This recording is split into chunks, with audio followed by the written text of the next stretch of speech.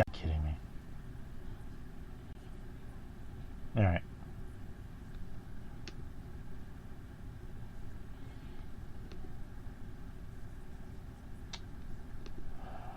Okay, why are you doing this?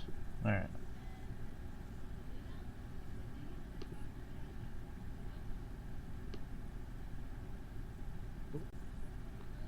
Hey. Yo. That's good, man. How you feeling? Better. A lot better, actually. Yeah, that's great. Yeah, I don't know. Like, last week I was feeling like shit. I was feeling really bad. I mean, just, next time. I mean, next time if you're not feeling good, just let me know, man. And I can just go solo or, see what else I can do. But yeah, just if you're feeling like shit, man, just let me know. Oh, no. It got worse during the show. So, like, I thought I was feeling good, but, it just got worse, so. Glad you're feeling better. Yeah, thank you, man. But you just had, like, a flu, or what happened? I don't know. I think it was just, it may have been, like, a one-day flu, because I was sweating, having, like, cold sweats or whatnot, but getting hot flashes, too, at the same time, so. Ooh. Yeah, but, like, by Friday, I was feeling a lot better, though, so. Yeah, so that's good. Again, glad you're 100%. Ruben said he'll be joining us a little later. Okay. Let's see. I have a lot of topics. I could have at least like probably 13 or 14 articles of shit to talk about. Okay. Did you bring anything to talk about? A few things. We may cross paths with that. So. All right. It's already 8, so might as well do the intro. And let's go. All right, 3, 2, 1. What's going on, guys? It's 8 p.m. on time. It's the first time we ever actually started exactly at 8. Crazy. And it's Wednesday, people. This is the Drew Yari Show. I am Drew Yari. And joining me, as always, Justin from Spinebuster Tees and SpinebusterTees.com. And how's everything going? How's the store? Store's good, man. Very good, very good, very good. I had one of the local wrestlers came in on Saturday to come check out the shop. We were talking a little business stuff, and just everyone's excited about the shop, and giving fairly positive reviews of the shop, and yeah, man, it's been going good. So we're hitting the ground running for sure. So happy to be doing it. So we'll just see where it goes from here. Yeah, just anyone's listening, anyone in the San Antonio area, if you're a wrestling fan, head on over to Wonderland Mall of Americas and come by, bring all your money to the Spinebuster Tees store. It has everything you could possibly want as a wrestling fan. It has Funko Pops, action figures, shirts, memorabilia, just a lot of cool shit as a wrestling fan. If you're a wrestling nerd, if you love wrestling, this is going to be heaven. It was heaven for me when I walked into that store. I'm an atheist, so I don't believe in heaven, but if heaven did exist, that's what heaven would look like to me. So we had another convention on Saturday, and have you seen Empire Records?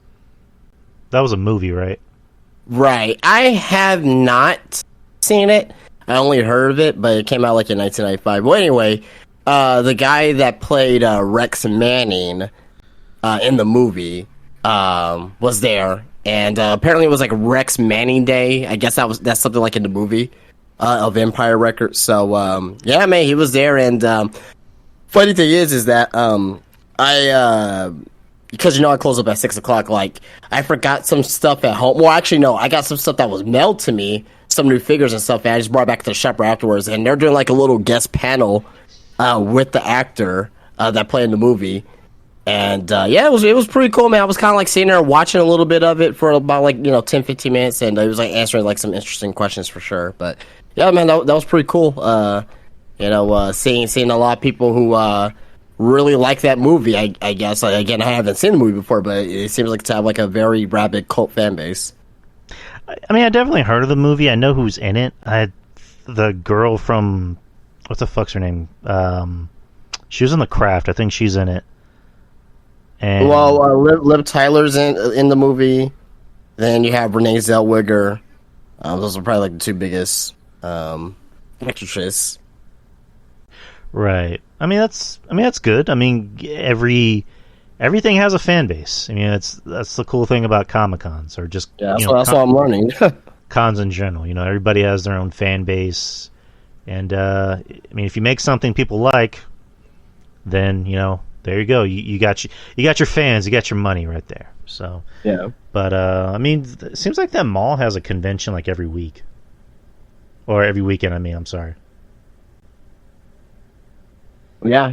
Pretty much every other weekend, there's like some type of con there. So yeah, man, it's been pretty cool. Been pretty cool seeing all the other different shops there and just different fans coming in. And then we're having another convention this weekend as well. We've been heavy on the convention. So, have you remember the TV show Chips back in the day? Yes. So Eric Estrada is going to be there. Oh, okay. Yeah. So Puncharello, but him also the guy that played in Short Circuit, the one that played Data, Yeah. a robot. So the voice of him, he's gonna be there. Who else is supposed to be there? I guess I don't know if you remember the TV show Jim. It was a cartoon back in the day. Yeah. So like so the actress that played Jim is gonna be there. And Miss Julie Brown, the MTV VJ from back in the day, which Downtown Julie Brown? not downtown Julie Brown. I wish it was downtown Julie Brown, but Uptown? it's Miss, yeah, it's Miss Julie Brown. So yeah, but anyway, but yeah, man, yeah, it's pretty, pretty. Gonna be another busy weekend, which is good. So And then this weekend's the NBA playoffs. yes, the playing games are happening right now as we speak. What's your opinion on the play-in? I don't know if I asked you about that, but what do you think about the play-in thing for the NBA? I like it. It gives it gives like the teams like who fought to come back to the to the like that 10th, 9th seed, right? You may have a start to a bad season due to like injury or something like that, and it gives you the opportunity to get into the playoffs. And I think it's fair for the most part. The seventh and eighth seeds get two chances essentially. The ninth and 10th seed, has to win both games in order to get into the playoffs. I think it's very interesting for sure. You know what I mean? Yeah, I mean it works, but it can also maybe be kind of a detriment. And I say that because it's like, what happens when a team that has a lower seed takes like the 7 or 8 spot from somebody that had a better seed. You know what I mean? Because right. I mean, you're right. But it's just like the difference between the NFL and in the NBA. It's just the NFL only does like one game in each playoff series, where the NBA it's like you got to be that good to beat us in a 7-game series.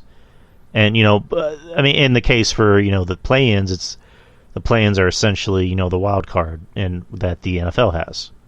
Right. And for the NBA, it's like one team can just get hot and have a really good game. The other team can play like shit. Yeah. So, I mean, it could work, but it can also maybe be, I don't know, detrimental. That's just my opinion. Yeah. So, as far as like this year's playoffs, who do you got winning the chip? Out of the East, it's kind of hard for me, but it's either between Milwaukee or Philly. I'm probably gonna go with Milwaukee. Then out of the West, I think Phoenix has the best chance out of the West because the Grizzlies, they are injured right now at the wrong time. So like not with their star players or anything like that, but if you lose Steven Adams, like that's defense, and you're gonna need a lot of defense and a lot of physicality down low, which they don't have. I don't believe in Denver. I just don't like. To me, they're more like a regular season team. I don't really see them getting to the finals. They make it to the Western Conference Finals if they beat Phoenix, because they got to beat Phoenix to get there. You know what I mean? But outside of that, though, I think it's probably gonna be Phoenix and Milwaukee, and I'm gonna go with Phoenix to win it. So last night the Lakers beat the Timberwolves, even though the Timberwolves had a fucking 15-point lead in a pretty crazy game, because like LeBron finds Schroeder in the corner for a three, and then fucking Davis fouls Connolly on a three-pointer. I'm like, oh shit. That was so stupid. Even LeBron called him out on live team. He's like, I apologize for my teammate for having a brain fart, and Anthony Davis is like, yeah, my bad. They still won, but I can see, like you just said, Memphis is injured at the wrong time. I can see the Lakers beating him in the first round. And then you got Golden State and Sacramento, which Sacramento's a team that nobody saw coming, playing this good. I'll say this, and I said this last year to a few buddies of mine. I said that Sabonis trade is more like, it's more pivotal than people realize. Right. I didn't think they were going to be the third seed. I just thought they were going to make the playoffs. But they're showing that they can score, but I just don't know if they have the defense. Now, I will say this: if they get past Golden State, the gates are open. Right. Because if they end up playing Memphis can't outscore Sacramento. But again, Sacramento's a young team. A lot of these guys haven't been there before, so it'll be interesting. I kind of want to see that 2-3 seed matchup between Memphis and Sacramento, because it's going to be one fresh new team in the conference finals that we haven't seen in a while. So that's what I'm hoping. But again, I still think like a veteran team like the Suns is probably still going to get to the finals regardless, no matter who they face. Right. I mean, because with the exception of the Lakers, that'll be interesting series, because you can't count LeBron and Anthony Davis out if they get that far in the playoffs. So, right. I mean, the Suns and the Lakers seems like a ratings gold mine for the NBA. So, I mean, personally, I don't want to see that, because just like I'd rather see more fresher matchups than LeBron, Kevin Durant all the time. But it's like, it'd be an interesting series, because they're on different teams. So we'll see how that happens. And like the Suns have, obviously been playing like 1,000 times better with Kevin Durant. And then when he went down for that short amount of time, that's when they started to kind of play a little bit more average to mediocre. So for the Suns, it's championship or bust. If they can't win this year with Kevin Durant, then maybe next year, but it's like they need it this year. And as far as like Denver goes, kind of like you said, I'm not sold on Denver. Denver, like you said, seems more like a regular season team rather than a playoff team. Mm-hmm. Memphis, just there's not a lot of buzz coming out of Memphis. Sacramento, I'd like to see them do something. I would love to see them beat Golden State. I mean, it wouldn't surprise me if they lost to Golden State, because Golden State's the defending champs, and as far as I know, they still have all their stars. Yeah. But I think who's ever winning it is coming out east. I mean, I think Milwaukee or Boston. Those are one of my choices. What's the third one? Oh, it's Jeff Hardy. The Sixers. The Sixers. Wait, you think it's Jeff Hardy? I mean, we'll talk about that in a bit. But it's just like. I mean, I'm not. It's not even. I'm not even to that point yet. Oh shit! So I'm ahead of you. You're pretty ahead of me, bro. Oh, sorry about that.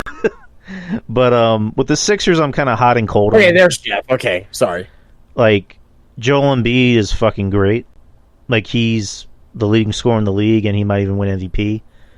But to me, it's always one of those things of like, the Sixers have a really good season, and then they'll play well in the playoffs. They'll play well enough, but when it comes to a big game, like a big series, Joel either gets hurt or he, like, I don't know, something's wrong with his body and he can't play long enough.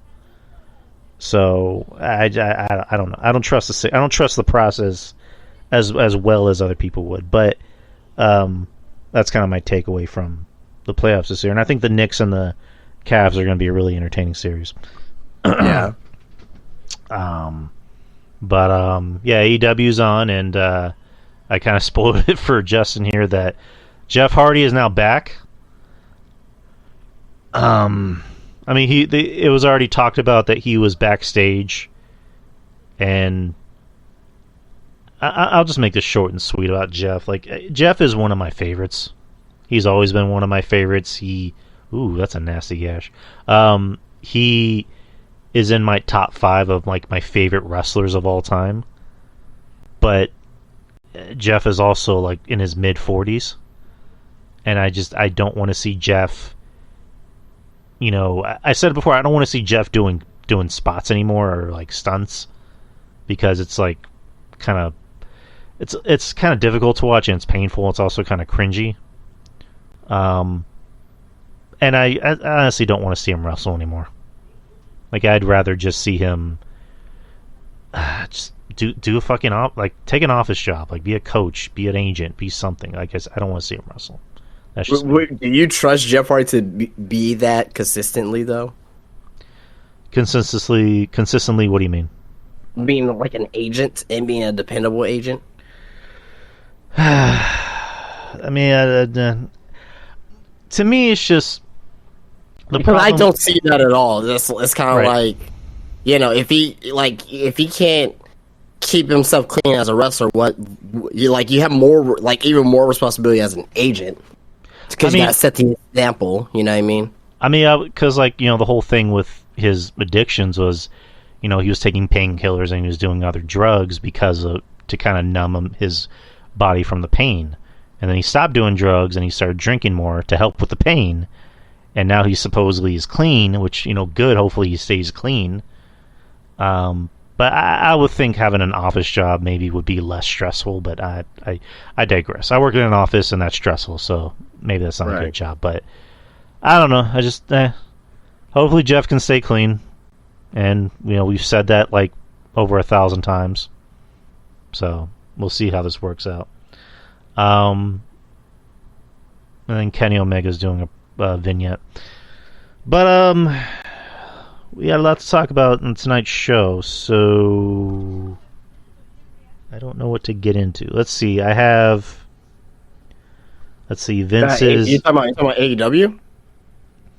Well, no, I was talking about the topics I had, the article. Oh, okay. You said tonight's show. I thought you were talking about AEW.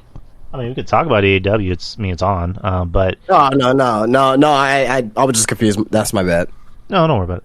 Let's see. So I have Vince McMahon's new contract stipulations. Logan Paul signing back with WWE. Lists of producers that were on Monday Night Raw. Vice announcing Dark Side of the Ring. Rey Mysterio's interview on Logan Paul's podcast. Bandito. Eva Marie. Kurt Angle talking about wrestling.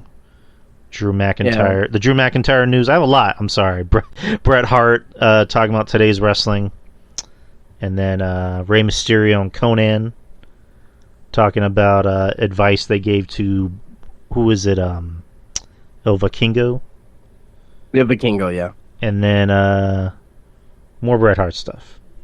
So, of all that stuff, what do you want to get into?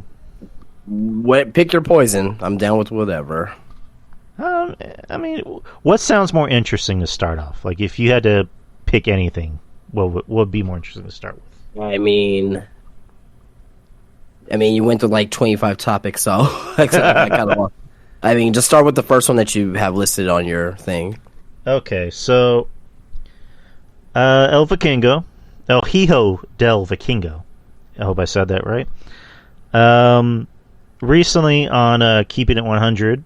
Which is Conan's podcast he does with Disco Inferno and a few other people. Recall telling the current AAA mega champion that he needs to slow it down during his matches.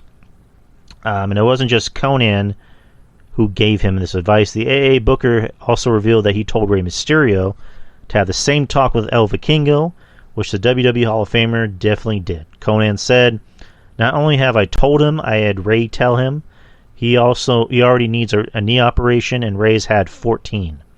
So I told him to talk to Ray, and Ray's giving him very good advice, because I want the guy to last. He's talented, and he's a good kid." Thoughts on this? I mean, he's still young, so I mean, I understand what they're saying, but they have to realize that he was doing this to be try to be different, but also B, this is how he, gets his exposure. Because if he wasn't doing this, then he wouldn't have not been on AEW TV. Like it wouldn't be like who, right? So no one can ever say again, like to Vikingo, if he's on AEW, like who? He won't get that anymore. So I get what they're saying, and he should slow down eventually. I think what it is that he needs to limit his moves, his spots to bigger situations, not every single match. Exactly. The match he had with Kenny Omega, that's totally fine because that is your very first big exposure to the US audience. So, throw everything in the kitchen, including the sink, right? So that's totally cool. You know what I mean? And also as well, like whenever you have a big match in AAA, right? But just like your run-of-the-mill regular matches, you don't need to do your springboard, 630 through a table. That's not necessary, right? You can still do your regular stuff though. You can still do your moonsaults, your dives, and things of that nature. Because guess what? That's what guys like Ricochet do anyway every day on television, right? So you can still do your regular dives and stuff, but like your crazy stuff, your crazy moves, the more high risk moves, kind of tone it down a little bit, just a little bit, and save it for situations that make sense. Don't just do it just to do it. But I was totally fine with him doing it on his AEW debut, 100%. That's totally cool. I get what Conan and Rey Mysterio say, but at the same time, like if he's in a situation to give himself more exposure, right? By all means, like, do it, for sure. Well, you just need to pick and choose the spots on when to do it. I mean, I think that's kind of where they're coming from, too. It's like, for a guy like Rey Mysterio, he totally gets that. I mean, because that's how he got noticed. He got noticed, on his first match on fucking WCW television on a pay-per-view by doing, really crazy and just insane moves to the point where, like, Macho Man and Sting and, like, Lex Luger or in the back end of a standing ovation. Like, they were impressed by that. So I get that. I get wanting to get noticed, but like you just said, you hit the nail on the head. Like, those kind of big moves and big spots should be for matches that actually matter. The match against Omega, wasn't my cup of tea. I mean, I did say it was entertaining, it was fun, but wasn't my cup of tea personally. But I get why he needed to, break out, the fancy, looking moves. But if it's like I'm fucking up his name. I'll just call him Vikingo. If it's Vikingo versus Trent, I'll just random ass name. You don't need to do any of those fancy spots for a match like that. Like big time opponents, big time, matches, call for big time moves. Like that makes sense. But and how old is this? How old is he, Vikingo? I think he's like 24. I want to say. Yeah, it's like he has his whole career. He's very young. Right, he has his whole career ahead of him. So, right, get noticed, and once you get noticed, just it's like Cornette said. Not every match needs to be the main event of WrestleMania. Just let the people be happy that you're there. So he's 25 years old. Right. So, Conan and Ray, I think their heart's in the right place when they say, slow it down. Don't do enough, but don't do too much to where you're going to need, 14 surgeries, by the time you're Ray's age. You know what I mean? So, I think they're right on that. Another Rey Mysterio topic. So Rey Mysterio was on Logan Paul's podcast, Impulsive, and told a story about how he overcame his addiction to painkillers. Ray said, so during my big run in WWE and after so many surgeries, I got hooked on painkillers for a very long time. My wife caught me one time. We were on vacation. She saw that I was just out of it completely, and she gave it an ultimatum. She goes, so when you get back home, you can either take your pills or you can take your family. You choose. That really opened me up, and it made me a stronger person, because I remember getting back home to San Diego. I flew to TV, and the next day I spoke to Vince. I told him, boss, I need to check myself in. I need to take some time off. He was cool with it. He was like, it takes a fucking man to man up to what you're doing. That was a big life changer for me, and a different perspective of life, and the appreciation of family and the support of my wife. It's crazy. She's been there from day one. She went to my first match. It was bad. And to be able to recognize it and check yourself in and put everything aside and move on with your life to a positive note, it was crazy. I really enjoyed that phase of my life because I learned so much of what not to do. I was there for 30 days. I haven't told that story before. Another thing that was really big to me was that my kids were young. Dominic was maybe like 10 years old or 12. My daughter was very young. I was really bad prior, but once I eliminated all that toxic mindset, toxic mindset, clean. There's a lot more shit here. Yeah, I'll just read it. After I went to rehab, probably 3 years later, I ended up getting another surgery, and it was probably the worst one of all. I remember I was in mad pain. I tore my ACL. I sprained my MCL. They said pretty much my knee was dangling by one thread. Jesus. So it was pretty bad. I remember I wrestled in San Diego that night, and we were the main event. I was wrestling Del Rio. In the first 2 minutes of the match, I felt the snap. I was like, oh shit, I'm fucked up. Like, no, let's go home. That's it. I was like, no, let's keep going. We kept rolling. But then afterwards, I probably damaged it more in the 10 to 12 minutes I stayed in the ring. I had the surgery. I came home. The doctor gave me painkillers. I took one throughout the whole night because they had to drill 2 holes in my knee. I remember it was the worst pain I've ever felt from the surgeries I've had in the past. I would tell my wife, no, I'm not going to take anything. I'm not going to take anything, and control my pain as much as I could until she says, I can't stand watching like that. So it was pretty bad. I remember I was bawling out with this, so she actually had them, so she controlled everything, but I didn't want to take them. Thoughts on that story from Ray? I mean, yeah, I mean, he was at crossroads in his life, and he realized that he needed to make a change, and he made a change for the better. So, usually in wrestling, we usually see wrestlers like this that go down that dark hole, and aka Jake the Snake Roberts and Scott Hall, and many of our other wrestlers that we grew up loving. Some is doing better now, like Jake Roberts. Some, the demons got the best of them, like unfortunately, like Scott Hall. So glad to see Ray, decided to make a change for himself for the better very early on in his addiction, and hopefully he's living life now. Hopefully now he's living life not necessarily pain free, because he's still wrestling, so the pain's still there, but hopefully he's doing things a little bit more responsibly.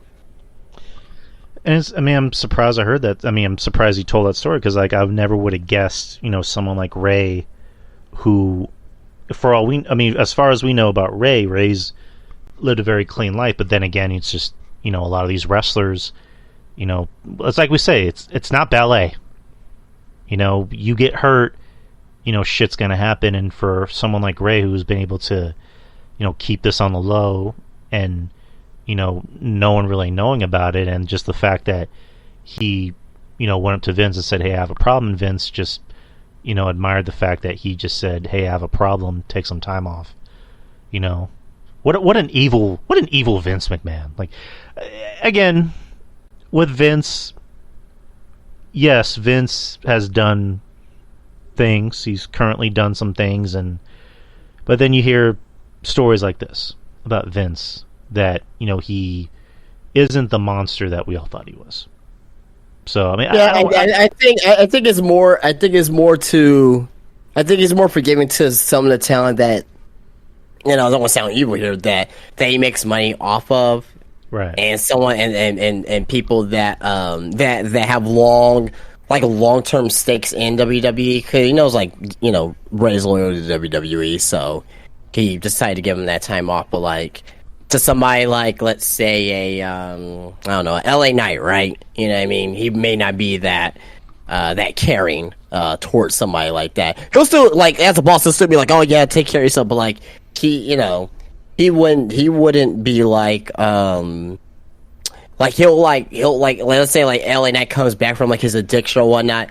You know what I mean? Like, he won't be pushed, or like he will be off TV or something weird like that. I mean, it definitely does, depend on the person, because I know Shane Helms talked about that, long after he left the company back in like 2010, I believe. His mom passed away, and Vince actually called him to give his condolences, and it's like, how many CEOs and billionaires call their ex-employees, and and I love Helms, but Helms wasn't exactly like a guy that drew money. Right. So I mean, I guess it depends on the kind of relationship that Vince has with people, and also, not to mention, Helms was or I don't know if he still is, but at one point was a producer too, so he still is. Worked close. Still is, or that's what I thought. So he definitely worked close with Vince in a way. Right. So I mean, it's one of those things that, like, Vince, you always hear about him not being close with a lot of people, even like wrestlers or anybody that's ever really drew him money. But if he seemed like one of the guys that, like, if he likes you, he likes you. Right. You know what I mean? And he obviously loves Ray, and everybody loves Ray. So, kind of continue with the Ray topic. He was on another podcast, the After the Bell podcast with Corey and Kevin Patrick, and the subject of retirement came up, and he said he said Dominic convinced him not to retire. He said, at one point I was feuding with Samoa Joe. It was probably in like 2018, I believe, and I remember either 2018 or 2019. And I remember that's when I really wanted to hang up the mask and retire, and as weird as it sounds, Dominic convinced me not to and told me to stay. I just felt like I was falling behind with all this young talent opening up a path, but I stayed and I committed to putting in the work, and it's been incredible ever since. It's weird saying this because it's Rey Mysterio, but when Rey first came back in, what was it, 2018? Yeah. Like, not to say he was having bad matches, but the matches weren't clicking the way a Rey Mysterio match usually would in the past. And granted, yes, he's had like 14 surgeries, and at this point he's being held up with like duct tape. But this most recent run, working with Dominic and the Judgment Day, he's been putting on some of his best work. Like, he is really going out there and killing it. In a lot of matches. Like, he had a really good match on Monday with Finn. I don't know, it's just, before, like, it was like, oh, it's a Rey Mysterio match, or I'm pretty sure it's going to be fun. But nowadays it's like, Rey is going out there and having really, like, you know what I mean? You know what I mean, right? Like, it almost seems like Rey is more invigorated because he's getting to work with his son. And not just like, I mean, like, he has like a second, third life. He's feeling a little rejuvenated. No, I can definitely see that. So I mean, he's gonna be 49 this year, and he's been his first match happened on, I believe, June of, or no, it wasn't actually. I think this year, this month is like the 34th anniversary of his first match. So he was 15 when he had his first match. So he's going to be 50 next year, which is nuts to think about. Another famous Hispanic wrestler, AEW's Bandito, admits he wants to go to WWE at some point. He was on, What podcast was he on? He was on a sit-down conversation with So Catch by How To. And last September, he had offers from AEW and WWE following after Jericho and Dynamite. He signed with AEW, and when the subject with WWE came up, he said, "At some point, I'd like to go to WWE, not in this moment, but I hope after, later." I was in WWE. They invited me to the Performance Center. They gave me a Camaro for all my week to drive. That was amazing. I made good amigos. Chris Hero, I saw him in the Performance Center, and now he's really, really, really, really good to have as a friend. I love you, amigo. He's very nice. He's very nice. Talk about wrestling Jericho. Yeah, that's about it. So, I mean, would you see that happening? You know, Bandito going to WWE when he has a chance? Yeah, I mean, if he wants to, I mean, he has the desire to, so I could definitely see it. Another masked wrestler, I don't know how I think he needs to lose his mask by then and develop a new character, kind of like with Andrade. Andrade, Lon Sombra in Mexico, he ended up losing his mask.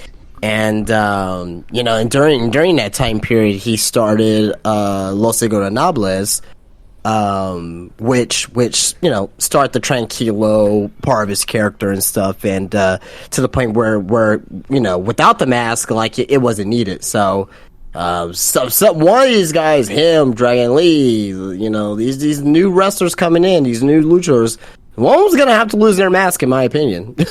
I'm just saying, like, you can't have that many masked wrestlers in WWE. It just won't work. He's a fantastic wrestler. I would love to see him there. He's doing excellent, on Dynamite and on AEW when he gets his chance. You know what I mean? But yeah.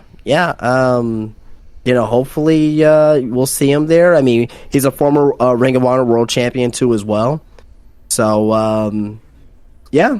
I mean, I won't mind him. I won't mind seeing him there. He's young, like Vikingo. He's like 26, 27 years old, so he has plenty of time to go to WWE if he chooses to do so. Do you see that for someone like Vikingo eventually going to WWE? Yeah. I see a lot of these guys going to WWE or AEW. Someone like Vikingo, I definitely see him going to maybe AEW first, if anything, just because of the fact that Tony Khan already has an established relationship with them. I mean, he has an established relationship with Bandito, obviously, but I think that since Tony Khan gave Bandito his first major exposure to the American market, I think he'll probably want to go to AEW first. I may be wrong. He may want to end up going to WWE first. I don't know, but I see a lot of these guys going to either or, WWE or AEW. I mean, but Bandito, I mean, he already signed with AEW last year, so I think it was back in November or something like that last year when he signed with AEW. So yeah, I mean, I don't know how long his contract is, but yeah. I mean, I'm gonna sound like a WWE shill. It's the biggest wrestling company, not just in the United States, but the world. People watch it. You get paid. Everybody has gone there at least once. So, these guys are super young though. They don't have to go there immediately. Oh no, hit their stride. Get in their prime and then go there. See how that works. And I mean, they just got Dragon Lee.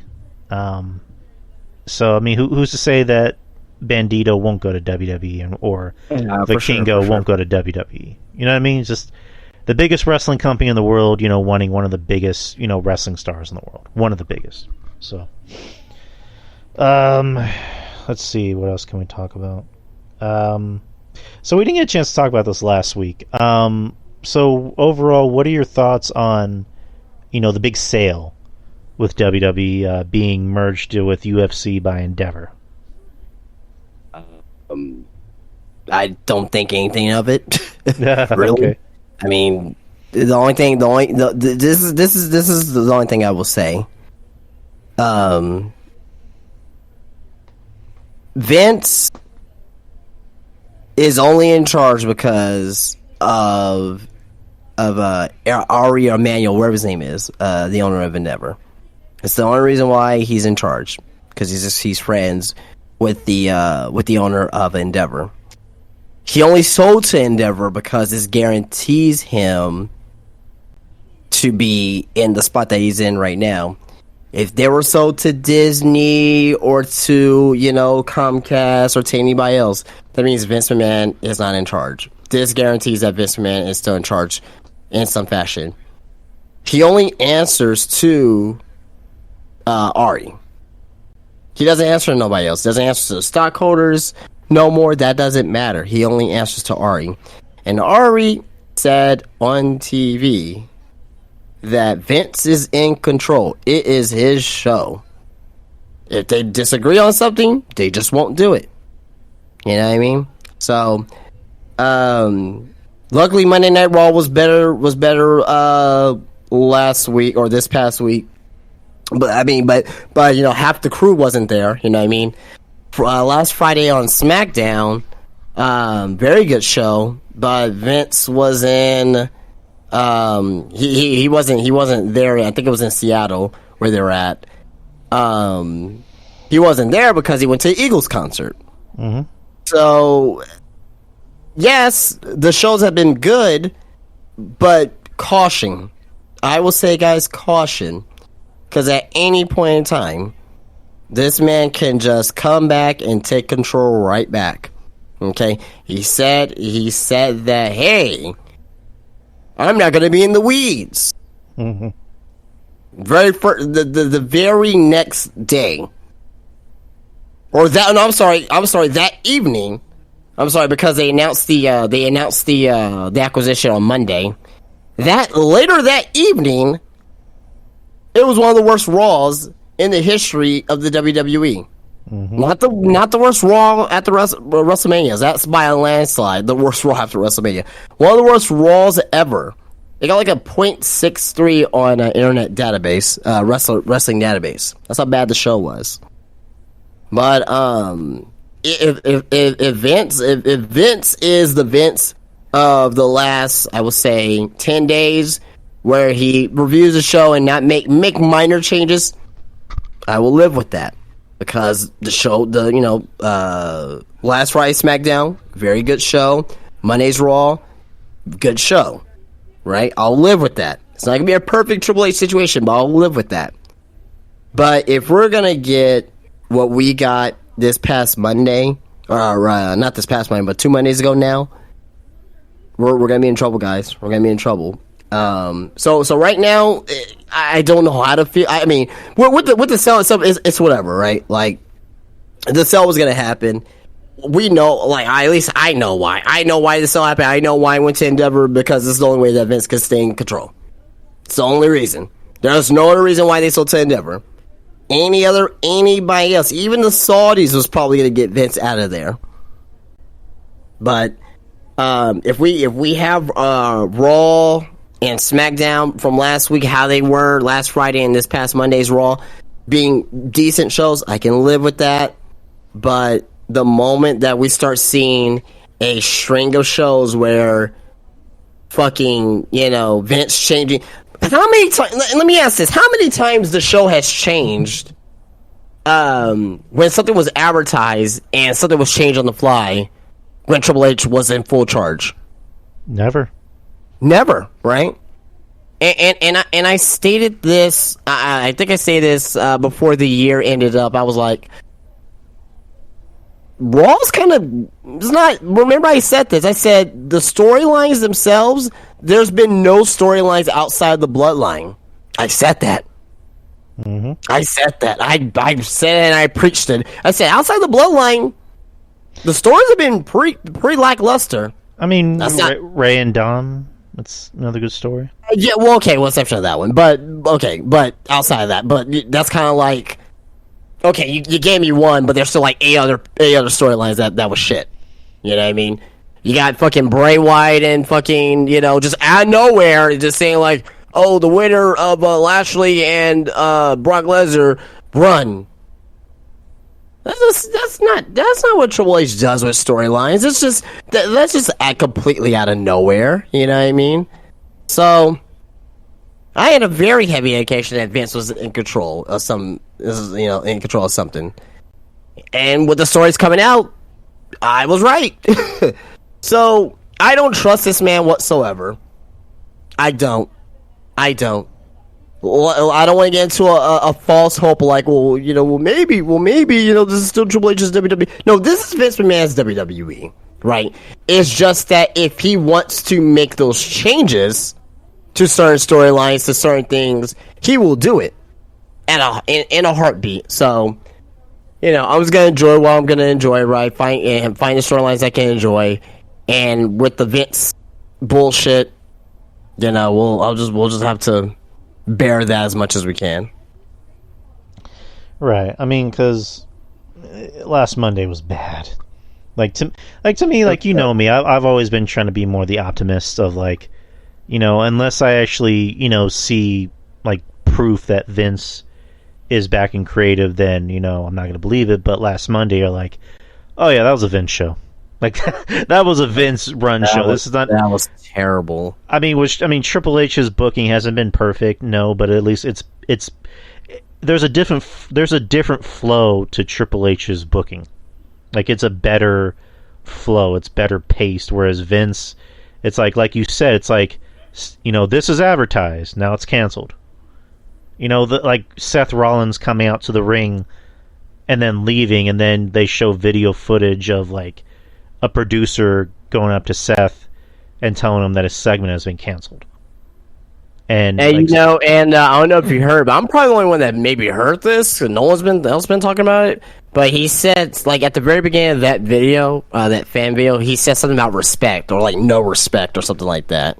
So take that, as you will. And just the whole show is just weird because, like, that whole show is basically just promos and vignettes, and that's literally it. There were like 2 matches, but they didn't mean shit. The Ray and Austin Theory match I thought was good, but other than that, just the rest of the show was not very good. I mean, Damian Priest almost killing Bad Bunny, or Bad Bunny almost killing himself by not taking a chokeslam. Well, Jesus. And then Friday, and then when Friday came along, it was like night and day. It was night and day. Night and motherfucking day. Yeah, just a better paced, a better flowed show with wrestling matches. And then on Monday, like I had said I'd put a tweet out where I was like, this is a very wrestling centric Raw, and Vince hates wrestling. And I put that as like, I put an LOL as like a joke, but it's a joke, but not really a joke. And it's just, Raw was really good. I mean, the matches were really good. Ray and Finn, I thought had a really good match. And then, the news coming out that, like, 50% of the roster had travel issues, and, Matt Riddle, Sami Zayn, like, literally made it to the show on like the 9 o'clock hour. So that's why they, I don't think they literally made it in that segment. I think they made it right before the segment, and they had to look like they just got to the arena, so, cool. But just everything about the show was just so much better than last week. And just, again, I'm hoping that Vince is just on the business side of things. Oh, no, he's not. I hope. You can throw that all the way out the window. He's not. I hope. I'm going to be the optimist. I'm going to be the ostrich with his head in the sand. I hope he just lets Triple H run the show, and that Vince takes care of the business side of things. And I'm going to get to another topic. So, Vince McMahon is now an employee. He is now a WWE employee. He is not he's the chairman for the WWE, but he's not the CEO. He's now a WWE employee. His deal stipulates that he will serve as executive chairman for 2 years, from his start date of January 9th, 2023, when he returned to WWE. A report from the Hollywood Reporter indicates that McMahon's continued employment shall be continued on compliance with WWE's conflict of interest and code of conduct, and their equal opportunity and non-harassment policy. The clause in the deal comes after McMahon walked away from WWE last summer after being investigated by the board of directors for hush money payments made by him to women whom he had affairs with. So Vince literally has it in his contract that he cannot harass anybody. I mean, okay, so Justin, so like anywhere you've ever had a job, does it say in your contract, don't harass people or don't make them feel uncomfortable? Not in my. It's in the code of conduct. Yes. Right, but let me pull up another article because I had another article that maybe explained it a lot better. Well, let's just say this. We get the point. I think everyone knows what the point of this story is. To me, long story short, I will say this. Why does it even have to be in his contract in the first place? So are we condoning the other allegations? So basically, we're condoning these other allegations, and basically, they knowingly know of these allegations. They still hire this man back, and it's like, hey, one more time, you're out of here. Why is it even? Why is it even to that point? Right. Why does it even get to that point? I just don't understand it. It's dumb. It's stupid. It doesn't make any sense. It shows the irresponsibility and the what's the word I'm looking for here? Ignorance. Yes, the ignorance. The tone deaf. It shows how tone deaf Endeavor is. Period. I mean, John, our friend of the show, friend of mine, John Draper, said it best. In the future, they need to study Vince McMahon as to how this guy has been able to dodge everything. And I'm not even saying it as like a good thing, as like, I'm admiring him or whatever. Like, no, I'm not. But like, how this guy has managed to pretty much be bulletproof by everything that's been going on. Like, a lot of fucking money. Money changes everything, man. The steroid trial. The other steroid, controversy with Benoit, and this guy has dodged everything. Like, things that would have been able to ruin someone's life and their career just by the first time it happens. Like, this guy just always finds a way to dodge everything. Like, and again, I'm not even saying it as like I'm admiring the guy. I'm really not. But how this guy has been able to like live this long and have how long of a career, it's just it's insane, man. Like, I'll never understand it, because I remember when all this was happening, I was telling Jeff Lippman, anybody else, with these allegations, they would have retired. And Jeff was like, well, Vince isn't like everybody else.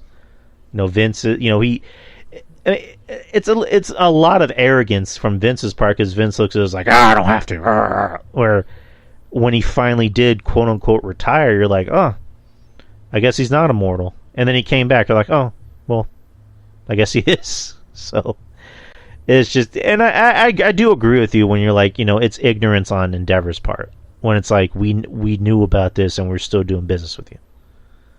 And money has a funny way of making things go away.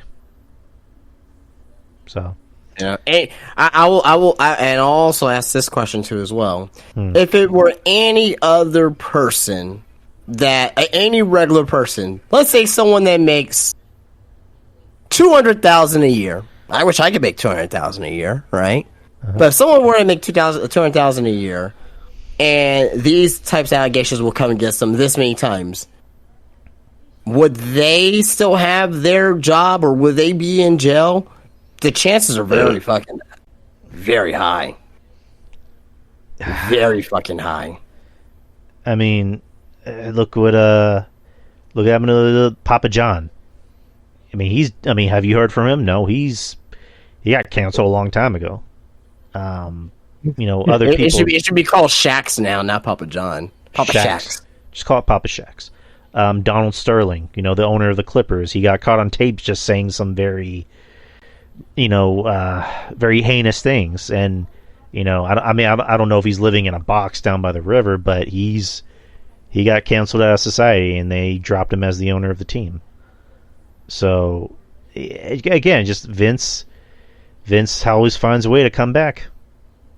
What is he? He's like the boogeyman. He's never going to go away. I mean, that's maybe like a poor choice of words, but you get what I mean. Like, he just always finds a way to skate by. Like, I hate to say this, he's probably gonna live until he's 100. I mean, shit, I wouldn't be surprised. His mother's still alive, I think. I believe his mom passed away, if I'm not mistaken. Oh, recently? It must have been recent then. Oh, no, that was his brother. Never mind. His brother is the one that passed away. His mom lived to be... I think his mom's still alive. Yeah, his mom is alive. I think she's 100 or close to 100. Jesus fucking Christ. I don't know. I imagine Triple H. How long is this guy gonna stay alive? Kill him. No, I'm playing. But Ruben texted him. He said he'll be here in a bit. Okay. Let's see, what other news can we talk about? I want to save the Bret Hart one for a little later, but let's see. Raw. Here are the producers and backstage notes for this week's episode of Raw. The producer for the Rey Mysterio and Finn Balor match was Jamie Noble. So, the producer for the Becky Lynch and Trish Stratus tag team title match with Liv Morgan and Raquel was Petey Williams. Poor Petey. I guess since we're going by the matches, we'll just briefly talk about the matches. So, what was your thoughts on that debacle of a tag team title match? You said right there was a debacle. It sucked. I mean, I don't know what to say. I mean, there was really nothing to talk about. You know what I mean? Kind of surprised that Liv and Raquel won the match that soon. I was surprised that the titles went off of Lita and Becky that soon, because again, and I talked about this last week, you had a match at WrestleMania that was a normal contenders match, and that gets changed. But the team that lost at WrestleMania, they get a title match. That doesn't make any sense, but whatever. Yeah, but the match itself, I mean, it sucked. I mean, there's really nothing much else to say about it. Yeah, and just the Trish heel turn. I mean, because you had Lita get quote-unquote knocked out in the back, and you're like, all right, the heel turn's happening tonight. I mean, we kind of figured, and the match was just, I mean, we already said it was bad. It was a debacle, and afterwards, Trish... I was surprised Trish took the pin by Liv, and it was a schoolboy pin. I mean, I was expecting... I'm not surprised by that, because that, that kind of gives her more reason to be a heel. I was expecting more like, there's a big moment and Becky goes for the hot tag to not Lita, Trish, and then Trish does the, she doesn't tag her in, she like jumps off the rope and just stares at her with this evil stare or whatever, and then I don't know, but I guess you're right. And then Trish, to me, it's because the story. I mean, not to interrupt, but the story is that, and it's gonna be like, oh, well, you think I'm second fiddle? Well, I'll show you, type of thing. You know what I mean? Right. I think she wants to prove in the match that, okay, hey, I'm still Trish Stratus. Hey, I'm still combining. Hey, I can still benefit. Hey, I just won this match for us. Then since they lost titles, then it was like, okay, fuck it, let me just turn now, type of thing. Yeah, I get you. And then, Trish botched the heel turn because Becky, I guess she, like, the timing was off because I think she was trying to hit her from the back so that way Becky could, like, fall down more properly, whereas she hits her and then Becky falls into the ropes. And the reaction was a little flat. I mean, where were they on Monday? The city? Portland. I don't know. I would think Portland would be a little bit more livelier, but I don't know. Just they didn't really seem to react. I think it was Portland. Right. But yeah, that heel turn just it didn't really work personally. But now we have that match, potential match at I would assume Backlash. Hey Kyle, what's up? Adam Pearce produced Bobby Lashley versus Bronson Reed. That was a good match. What'd you think? It was all right. All right then. Shane Helms produced the Alpha Academy versus the Usos. You know, That was an excellent match. good match. For a second, I thought Alpha was going to win to kind of continue, I guess, that downward spiral of the Usos. You know, I don't know, but that's just me. I would have been highly pissed off about that. I had to question that logic if that happened, because it's like, you know, you haven't lost a match in like, you know, almost over 2 years, but now you lose 2 in a row and once to Alpha Academy. Like, that doesn't make any sense. But yeah, no, I get you though. Just for like Roman to be like, you know, so you guys have lost a step.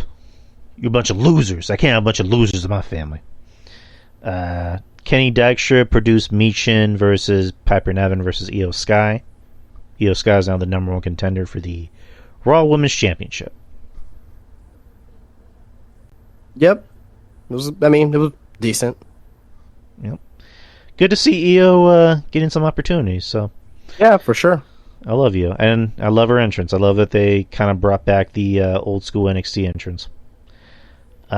Jason Jordan produced Kevin Owens versus Solo Sikoa. Solid main event.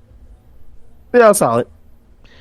And then afterwards, the beatdown happened, and Matt Riddle joined forces with Zayn and Kevin Owens. So that looks like it's going to be part of Backlash.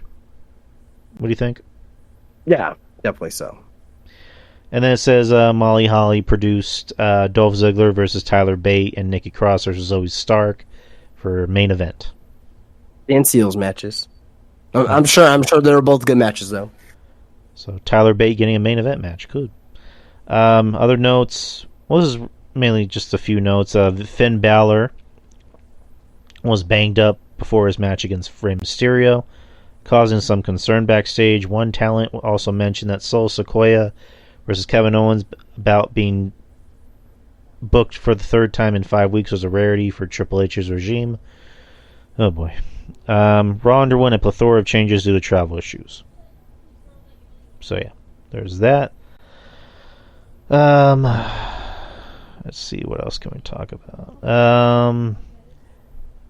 We'll talk about that in a bit. So Logan Paul re-signed with WWE, and how long is his deal? I don't think it's said. I don't know if it's for another year or 2 years. I heard it's 2 years. I think Jeff. I think you're right. I think it is 2 years. Which good. I mean, Logan's a star. He's been a pleasant surprise to the company. He's been in 5 matches. I mean, the Rumble counts as a match, and he's been impressive in all 5 of them. You know, he had a championship match with Roman, which was good. Ruben said he'll be here in 5. He had an impressive, performance in the Rumble. Just that what I call the crouching tiger, hidden dragon sequence with Ricochet. Yeah. Which I'm still kicking myself for not recording that when it happened live, because I didn't know what the fuck was going to happen. And the match with Miz at SummerSlam, that was impressive. His Mania match from last year, which was really impressive. The match with Seth at Mania, this past Mania, what I thought was really entertaining. So I guess just to kind of pose a question at you. So, like, now that Logan is re-signed, do you think he should work more dates? Only if he becomes U.S. champion or Continental champion. Yes. Which is funny that you bring that up, because that was something he did bring up.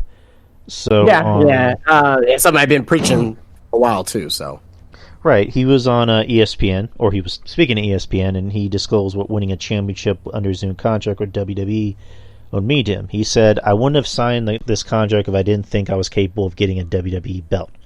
I think it'd be the coolest thing ever. I love to have it on my resume, and I love to show every kid around the world who watches WWE that you can achieve anything."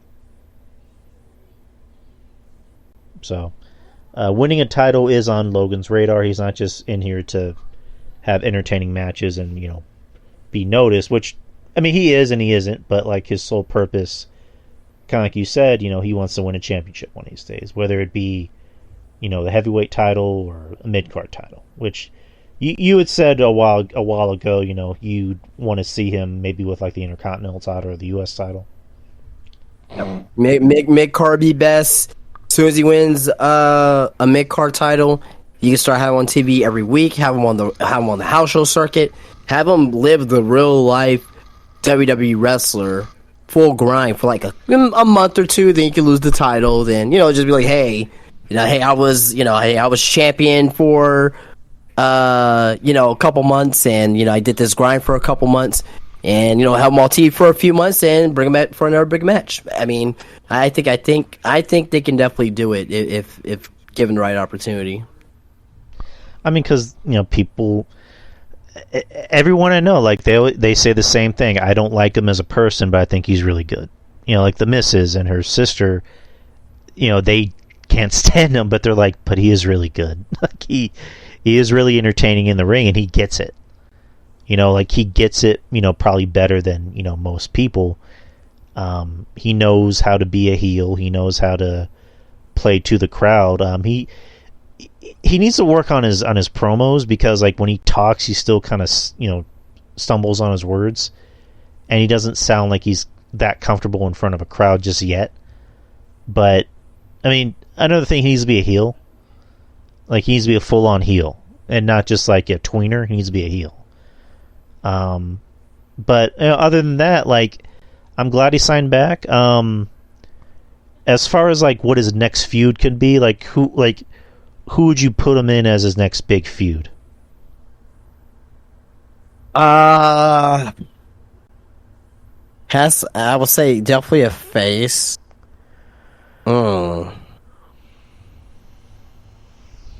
I don't know, because you went from Roman to Seth, and you're gonna have to do like a little minor drop down from there. I can see him. Believe it or not, I can see him in Ricochet, just based off that moment after the Royal Rumble. I don't know if that's a feud that everyone else wants to see. I can see WWE doing that. Him and LA Knight. LA Knight seems to be gaining more of a babyface reaction now. Now I don't know if they're gonna turn him face though, or if it's just gonna be like a tweener Logan Paul versus a heel LA Knight. I really don't know, because like it has to work, but it also has to be realistic. Like him and Bobby Lashley, that ain't realistic. Bobby would just go and absolutely massacre him. You know what I mean? Him and Brock Lesnar, definitely not. Right? Him and Cody, definitely not. So it has to be on that level. I kind of disagree with you on a few things. I mean, I think for Cody, that can't be like soon. That has to be like, somewhere down the line, because Logan is a much better heel eventually in the future. I mean, I think him and Cody could work. I mean, because Cody's Captain America. Everyone loves Cody. He's the big baby face. So I think that could work as a feud and a match. I mean, it could maybe even be a really good match. I'm not disputing that, but I'm just saying that like. You gotta think about it this way. If they're gonna sign him for 2 years, they're not just gonna put him in every single high profile match. He may be feuding with some of the more middle card guys. Right. You know what I mean? Rather to bring up those guys who are not getting much reaction, or just to bring up their level overall. I mean, could he feud with Cody? Yes. I don't want to see it though, personally. Just because of the fact that, to me, it's like, if Cody's champion, okay, he gets another title shot that he loses. If he's not champion, then, like, I don't really see that feud really enhancing. It won't enhance Cody, it won't enhance Logan Paul. You know what I mean? In my opinion. I think for something like that. But, it has to benefit Logan Paul and the other talent. Or wherever talent. So I can see him in Ricochet, because just because like that one spot the Royal Rumble, they just did like a crazy viral moment. And what does Logan Paul like to do? He likes to go viral, right? So he'll, him and Ricochet, that's definitely like a viral type match. Him and LA Knight, not so much for in-ring per se, but just for the shenanigans that they could do back and forth on the mic and even have segments against each other. But I honestly think that Logan Paul may go after either the United States. I think the United States title is definitely in the air for him. Not like a one-on-one feud against Austin Theory, but maybe like a triple threat match or a fair four-way where he ekes out a title win that way. So from there he can face someone else, and plus we have the draft coming up too as well. So we don't know where everyone's gonna be lining up at. So that's why this question is even more hard to answer, because it's like I can name people right now, but Logan Paul, who's been predominantly on Raw, right, for the most part, we don't know if he will be signed to Raw, to SmackDown, if he's just gonna be a freelancer. We don't know. So there's a lot of things that can be different between now and then for sure, to see who he can feud with and how that makes sense. You're right.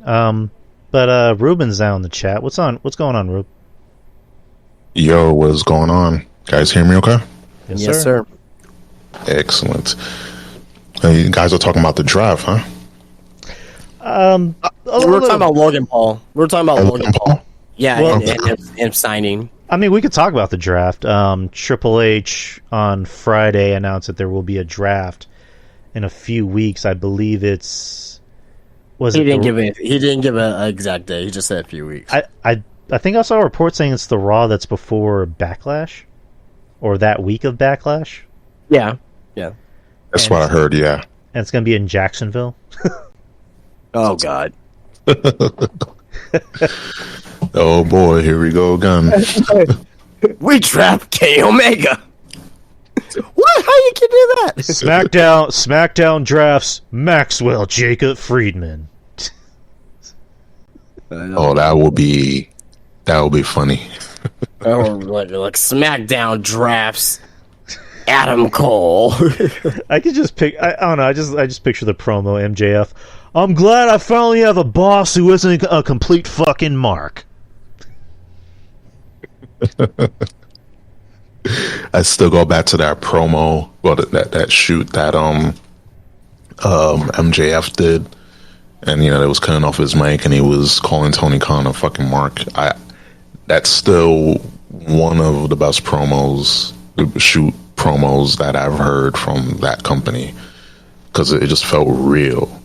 And that's like one thing, regardless of how you feel about MJF, he makes you feel, and besides Danielson and MJF and like a handful of other people, you don't really feel like this is more, wrestling, which is fine. People love their wrestling, but I just think that it'd just be funny if MJF came out during the draft and he did a promo, like, one of them shoot promos. But, that's what if, right? We can only dream. We didn't get a good invasion angle, so maybe we can get a better one with this. But, person can dream. Uh-huh. But, yeah, we were just talking about Logan Paul, Rube. Logan Paul had signed or re-signed with the WWE. I believe it's a 2-year deal. And me and Justin were just kind of brainstorming ideas of like what you do with Logan Paul next, as far as like, what would his like next big time feud be. And I had some ideas. Justin mentioned Ricochet can be a feud, because they had that that what I call the crouching tiger hidden dragon spot at the Rumble, which was fucking incredible, which I'm still kicking myself for not recording that shit when it was live. Oh man.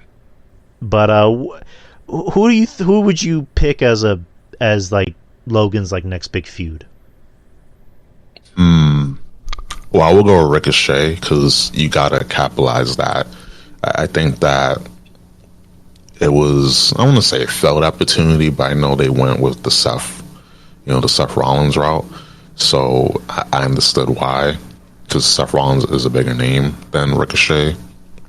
But I think that not elevating Ricochet, and having that storyline with Logan Paul leading up to Mania, I think that would have been a cool spot. But I guess you could revisit that now, since Logan Paul, he's on there for he signed a deal for 2 years. So I think that would be the move, the logical choice. Another choice, because we really need him on TV.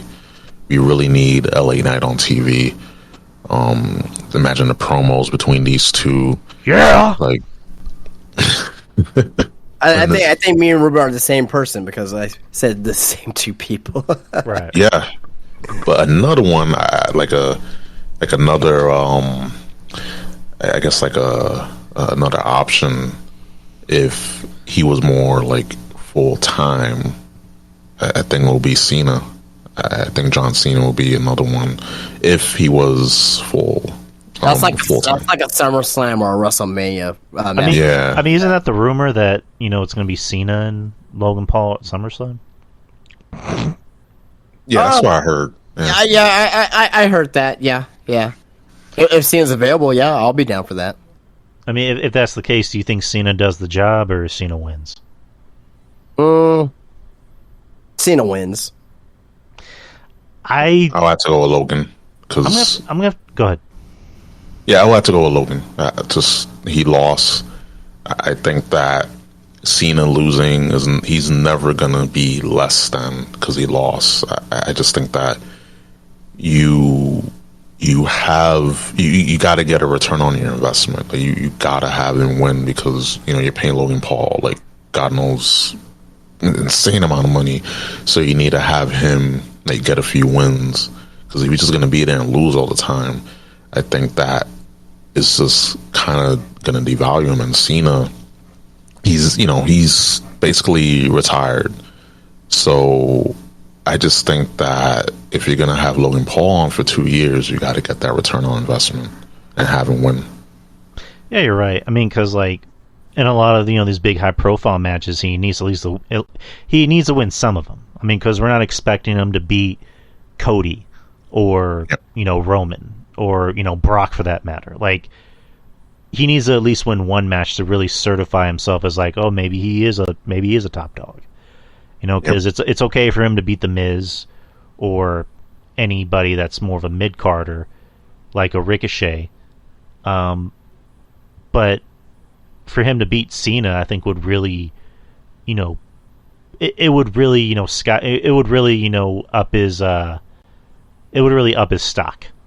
Yes. Because at this point, Cena doesn't need to win. He doesn't need to win any more matches. He could lose 50 matches in a row and he's still going to be John Cena. Right. He's a movie star. He's in DC. He's a fucking peacemaker, so he doesn't really need to win matches. He doesn't need to be the last guy at the dance anymore. He can just put over talent. And I think at this point, that's what Cena's back to do, is just put over talent. So, right. Logan would probably need this. Well, not probably. He does, need this win a lot more than Cena. So, that's if the match happens at SummerSlam. But that's kind of the talk. Word going around the water cooler. But Ruben, we haven't really had a chance to talk about wrestling too much. But overall, what were your thoughts about WrestleMania from top to bottom? Overall, it was a good show. Mm-hmm. I think it was a WrestleMania that I was like anticipating like for the first time. Like normally I don't I don't look forward to a lot of WrestleManias or just wrestling pay-per-views in general. There's a lot of other over-hype, over promising and delivering. You have just a lot of fluff. But with this year's Mania, like there was some optimism.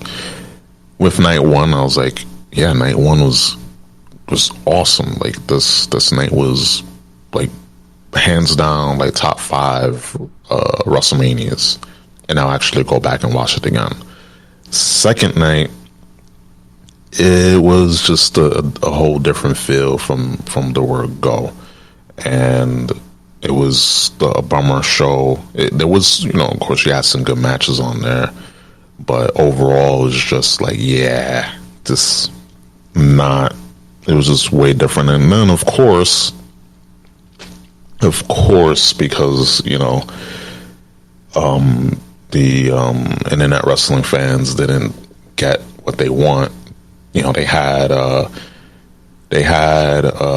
Sammy and Kevin win the Undisputed Tag Titles, so there was like, yeah, so that means Cody's gonna win the Undisputed World Title. And I was like, I was on a Discord with friends of mine, and I was like, well, I don't know, like if Cody would have won, I would not have been upset about it, because it's like, okay, it makes sense, but I don't think he was gonna win, and people was like, nah, he has to win, because who I tell you, who are they gonna have dethrone Roman? I'm like, it's still gonna be Cody, but it's not gonna be now. It's just too soon.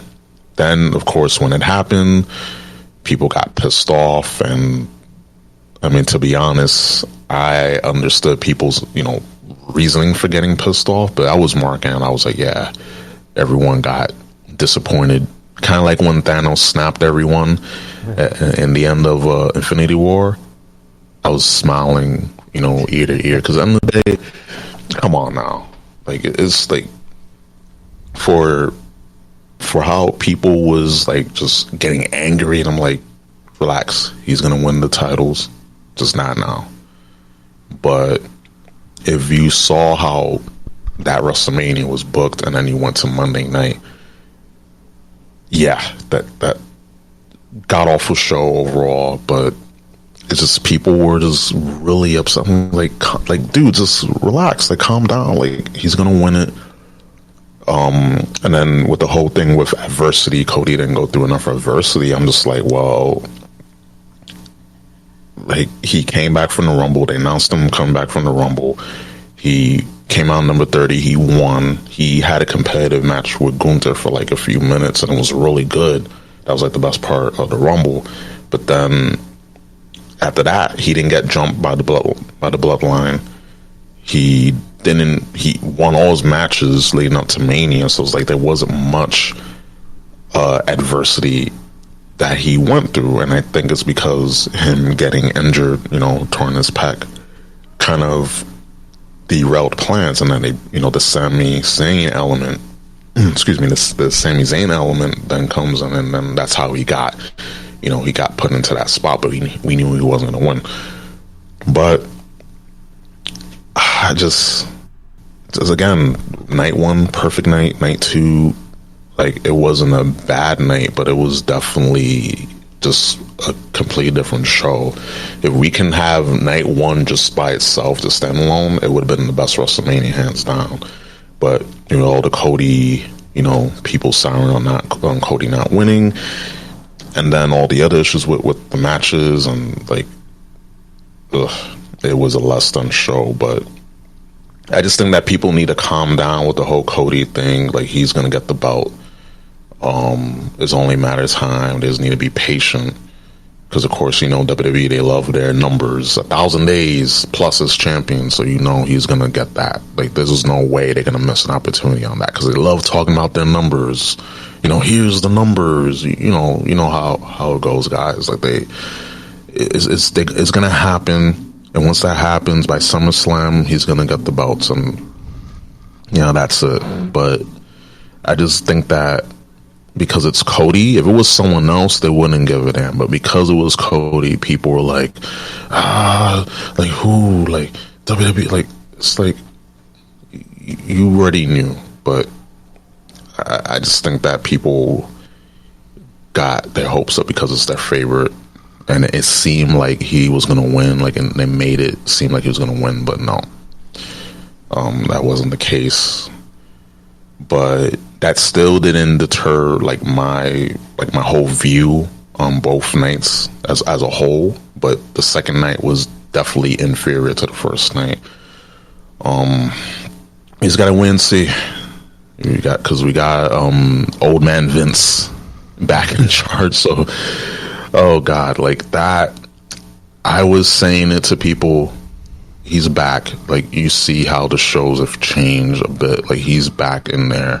They're not gonna tell you straight up, oh no, he's back there. Like, because you really think they're just gonna say it right, outright? No, absolutely not. He's back there. He's in Gorilla. Him and that pedo mustache. He's in there. Oh, God. He's definitely back there. Like, you have Brock and Omos. You have things that Vince will book, things that Vince will do. So you already know. Like, come on. And then people was like, nah, he's not back. He's not back. It's not true. Like, are you paying attention? Are you watching the same show? Are you seeing, like, with your own two eyes? Are you just seeing how things are being booked? It's stuff that Triple H won't do. And, I feel sorry for Triple H because he sounds like a liar now. It's based on just him coming out Monday and Friday night to, like, ease the worries. But we know that eventually he's going to be out the door.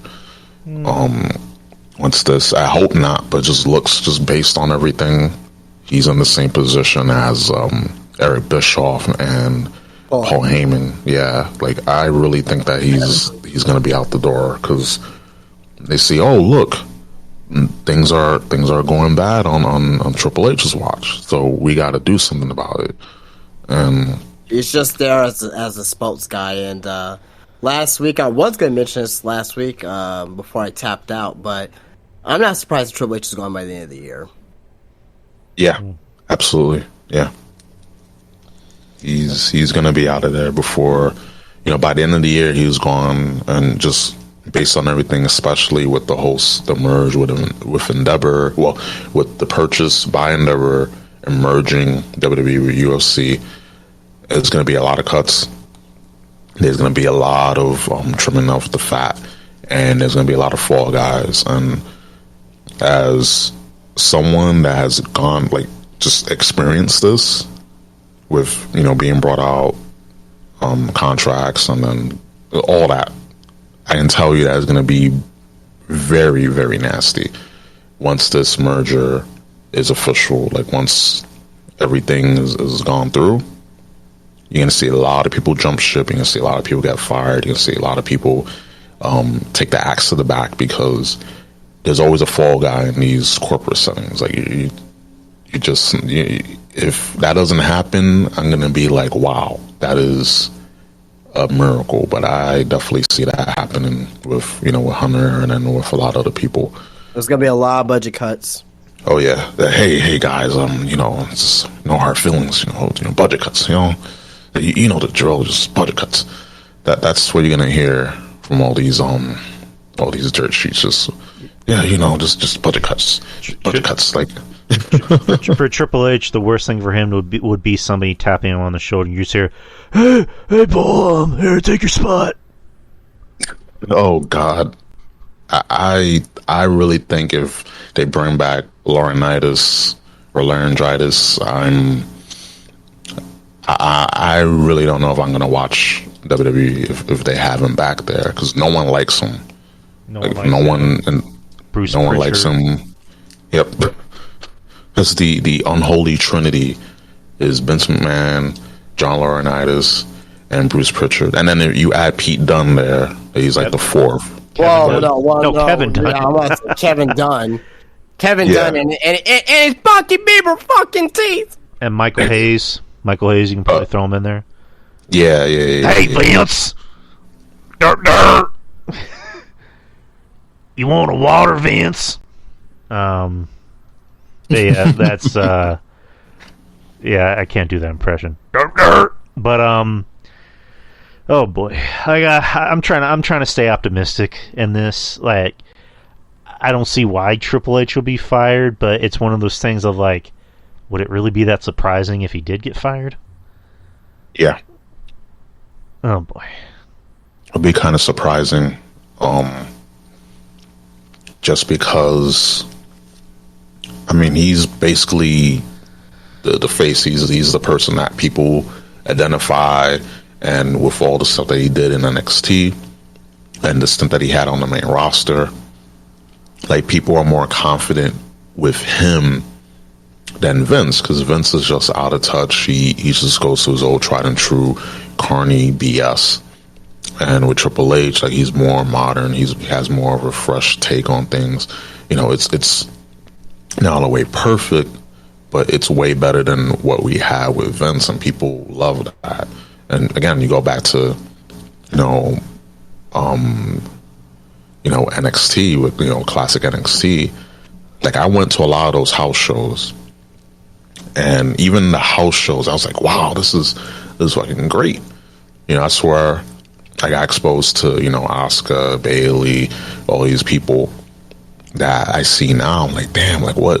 Yeah, a lot of them are successful, but it's like, damn, like, that magic, that feeling from 2016, 2017, like, damn, like, where did that go?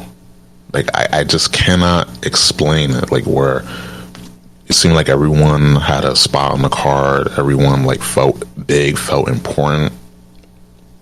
And now it's like you're getting a bit of that, but no one feels really that important. And it's because of what, Triple H has done, and with the team he had. Now it's just like, one person, maybe another one, that's it. But everyone else feels like they're just mid. And we need to get back to a point where we have, like, everyone in the storyline, like, everyone in the story, everyone's being utilized to a point. But it doesn't feel like that. It just feels very odd. It just kind of feels like we're reverting back, Yeah, those 8 months of WWE programming were good. They were enjoyable. Yeah. It was a fancy dream, and it's now over. You know who else is mad about wrestling? Bret the Hitman Hart. Sounds about right. Bret Hart was on HNL Live, and he criticized the current modern wrestling product. I really roll my eyes at how pathetic wrestling is today from top to bottom. All the top wrestlers and all the middle and bottom wrestlers in WWE and AEW all slapping their leg on every punch and every slap. It's like it's to point now where I can't watch wrestling today. Sadly, it's getting too phony, and I really question the direction that people that are in charge that are taking wrestling seriously. AEW kind of gone on a bad direction. Jesus Christ, the grammar. I think with all the violence and gore, Dean Ambrose sticking a fork in somebody's head for 5 minutes with a close-up on TV, that isn't wrestling either. He also talked about attending the WWE Clash of the Castle PLE back in September. It was embarrassing to sit in the front row and watch all these kids in the audience slap their legs as the wrestlers slap their leg in these kick spots where they pretend to kick each other with shin pads and slap sounds all over. To realize that the crowd is in on it, the entire floor is clapping and slapping their leg. I'm going, we used to try and make it real. What happened? Everybody is in on it. It's a giant charade. I had a hard time feeling the fan part of me to come to life. When I watch Dungeon Wrestling and I'm watching this young girl, Zoe Sager, in wrestling, just watching her take someone over in a headlock and having a real headlock on was so much more than anything I saw in Cardiff with the wrestlers over there. It goes back to simple art. Wrestling is an art form. All art is simple. Wrestling is a simple art that is really just storytelling, good versus bad, most of the time. Anyway, it's an easy story to tell. Wrestlers have been doing it for decades, and wrestlers from 2009 up don't know anything about telling stories or what headlocks are. Jesus Christ, this goes on. I'll finish it. When I see wrestlers today just slapping and the crowd going woo, and everyone knees slapping, one after the other, and these guys have welts all over their chest and blisters, and their chests hurt that night, and they go, geez, I was an idiot tonight, and let somebody slap me on the chest as hard as he could 500 times, and my chest is killing me. Gunta. That's what they were used to do to the jabronis back in the old days. They would chop them, beat them, and slap them. I will never let a guy slap me and chop me. Whit Flair is the only guy that ever chopped me. He usually got to me in the end where I would tell Rick, you can give me one chop in the match to get it over with. I don't know why it's funny. but as far as the match goes, I'm not going to sit there and stick my chest out for some guy to slap me on the chest for an hour. That's not what wrestling is. It's not about hurting yourself. It's not about coming back to the dressing room and feeling. Everyone knows that it's not real, right? They all know what's going on. So why are you letting someone slap you and drop you and whip you across the chest and hurt you, and you're in pain all night, and you wake up the next day with blisters all over your chest, and then do it again the next night? It's just stupid. So that's the end of that quote. And he also has a quote about John Moxley. Oh boy. Where's the quote? While speaking at HN Live, Bret Hart was asked about the current state of wrestling, then advised fans to turn off any matches with John Moxley. AEW has kind of gone in a bad direction, I think, with all the violence and gore. I watched some episodes. I watched Martha Hart do her big press conference out for AEW here in Calgary. I'm watching AEW, and I'm watching who used to be Dean Ambrose stick a fork in somebody's head for like 5 minutes with a close-up on TV. That isn't wrestling either. I would recommend turning all of that off. I don't watch that stuff anymore. It's not very good. Wrestling is going in some bad directions because people don't know what wrestling is or was or ever will be. No, I'm playing. But yeah, that's how Brett hates wrestling, guys. I don't know how you feel about that. Who feels about that? Who wants to go first? Whoever wants to go. I mean, I have nothing to say. I mean, I don't have anything to add to it. I mean, to me, it's like Brett needs to understand, and there's some things I agree with him. I agree with him more on that statement than it's like 70%, 30%. I agree with him about 70% of that, but it's like, okay, wrestling is an art form, like he says. There's just different art forms that you just may not understand. Like he's the old school. He's the technician. He likes the storytelling, all that stuff. But there's wrestling that is deathmatch wrestling. There is strong style wrestling. There is deathmatch wrestling. There is, wrestling where you just do nothing but submission moves, like catch as catch can, right? You know what I mean? So there's all different genres of wrestling. He just doesn't understand other genres of wrestling, right? I'm not saying that's right. You know what I mean? Because there's some other wrestling that I don't like either, but that's an art form, and like you can't put a label on this art form known as wrestling. Like, we don't put labels on art form as far as music. There's a lot of things out there that we may never hear of, but it may be popular to somebody else. So it's the same thing with wrestling, and but again, I agree with most of what you said. It's just that the biggest thing to me is like, well, wrestling is art form. Well, to me, yes, wrestling is art form, and there's different genres of wrestling. You know what I mean? You don't have to like it. You don't have to like it at the end of the day, but just know that there are different genres, and just know that there are people out there that enjoy those genres. Right. I mean, it's subjective. Everything about wrestling is subjective. Kind of like music.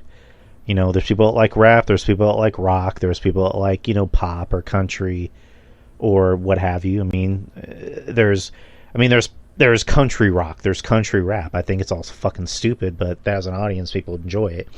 I mean, like that dude who performed at the Rumble, Hardy. I thought he sucked, but obviously he has an audience. I respect Bad Bunny for how seriously he takes wrestling, and I also think he's kind of a good dude, and he does a lot of charity work, but his music I'm not crazy about. But people love it. He sold out Madison Square Garden. I mean, he makes a shit ton of money. So, what do I know? But, going back to wrestling, it's subjective. I don't fucking like Orange Cassidy. I think he sucks. But people like him. They claim he's good. A good friend of the show, Shaheen, he said, before Orange Cassidy was Orange Cassidy, before he did the denim thing, he was, in his words, he said he was a really good wrestler, and then he did the pockets gimmick, and, people love it. I don't know why they do, but they do, so I'm not going to hate on people for it. So With Brett, Brett is very much, comes from the old school, came from the dungeon.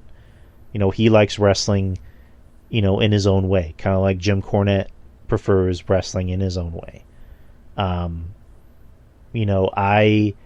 like to give things a chance at least once in a while, and if I think it's not good, and if I don't enjoy it, I'm just not going to watch it. You know what I mean? Like, it'd be a lot easier for me to come up here and say AEW sucks, I hate AEW, I never want to watch AEW again. Not until next Wednesday. Like, for me, it's like, I'll at least find some good things I liked about AEW. Like tonight, I thought Darby and Swerve had a really good match, even though I thought Swerve maybe should have won the match, but, I understood why Darby had to win. But, I like to give everything a chance. With Brett, kind of like what Justin just said, I agree and I don't agree with most of what he said. The whole leg slapping on super kicks or slaps or whatever, I think is stupid, and the fact that the crowd is in on it kind of shows you how phony and stupid it is. I kind of feel I have mixed feelings about the whole like chest slapping thing. I mean, that's kind of Gunther's thing. He slaps chest and he like fucks up your chest or whatever, but the fact that guys are willing to, I guess, stick their chest out and take that pain, it's like, it is what it is. But yeah, I mean, we kind of pretty much said the same shit about it. But Ruben, what do you think about Brett's comments? Oh boy. Oh boy. No. I thrive on pressure. I destroy pressure into little itty bitty pieces. Yes, as you can see with my Discord profile picture, like, I am the new god of destruction of the wrestling community. Now I'm playing. Hell yeah. So with Brett, it's kind of like an inside joke with my friends, but getting back to business, with Bret Hart's comments, I think that he made some valid points, but again, like a lot of you guys said, like, I also agree with that wrestling is subjective. If there's something that you don't like, is not for you, don't watch it. But also, I do understand that if you had to hurt yourself and do all these things to get over, then I understand why. Like, I in total understanding and agreement with what Bret Hart's saying in that. But again, you had Gunther who likes to, slap the shit out of people. And he can have good matches. Like, I haven't seen a bad Gunther match. So that's saying a lot. And I just think that there's so many different styles of wrestling. One may be not particular your flavor. Maybe I like, like cake. Maybe I like tres leche cake. Maybe I don't like carrot cake. But I do like, double chocolate chip cake or whatever. There's so many different flavors out there for you to try. But instead of focusing on one too much or hating on the other one too much, I think that it's just important to understand that if something isn't for you, that's fine. But to go and criticize others, like, I get flack for not liking like AEW style of wrestling, just not that much storytelling, the leg slapping, like just the indie style wrestling. Like, I like it, but in doses. If I seen one match of that style, you've seen them all. Right. And when it's overly saturated, then it's like, I'm tapped out. Just having an oversaturation of the same thing, that is an issue as well. I think that wrestling, you can have, like, if I were able to book a show, like, I will have storylines with great storytelling. I'll have, you have just a bit of comedy here, a bit of strong style here. You can have a bit of everything, but you're not going to please everyone. I think that's the other thing too. You're not going to please everyone. The best you can do is just put on a great show overall. That is my thing. But that's the other aspect of it too. Like, wrestling now is just a lot of people, just people pleasing instead of just telling a story, getting yourself over, not beating yourself up, not killing yourself, not breaking your neck. Like, some of these people don't have any necks. Like, it's just jello at this point. But I don't know. Like, I agree with what he's saying, but I can also see where, yeah, like, wrestling's subjective, just like comedy, just like movies, just like video games. There's so many genres for you to pick from. If you don't like one, then there's another. But I do get where he's talking about in terms of the state of wrestling, where just like with music, like you see with rap and hip hop, like, it's just the same flow, the same beat. No one feels original. No one feels like, no one stands out. It's just, it sounds the same. It sounds repetitive. And kind of like with wrestling, you see one match where everyone does tope suicidas, just moves off the top rope, doing the spot where everyone huddles, by ringside, and then the other guy just jumps off and does a flip, and everyone trying to get their shit. And when you see that once, and twice, and 3 times, 4 times, like every match, it's like, okay, you gotta change up the formula. You gotta change it. You gotta try to be original, as original as you can be. Because I do get where he's coming from.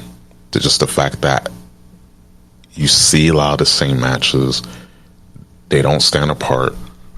So I'm with Brett. I'm like, yeah, like what Justin said, 70-30. Like, I get where he's coming from. But again, if you don't like a particular flavor of tea, just go in the pantry and get yourself another cup.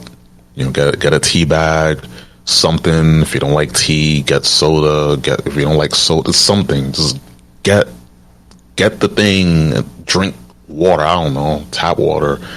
But just, one flavor isn't good, try another flavor.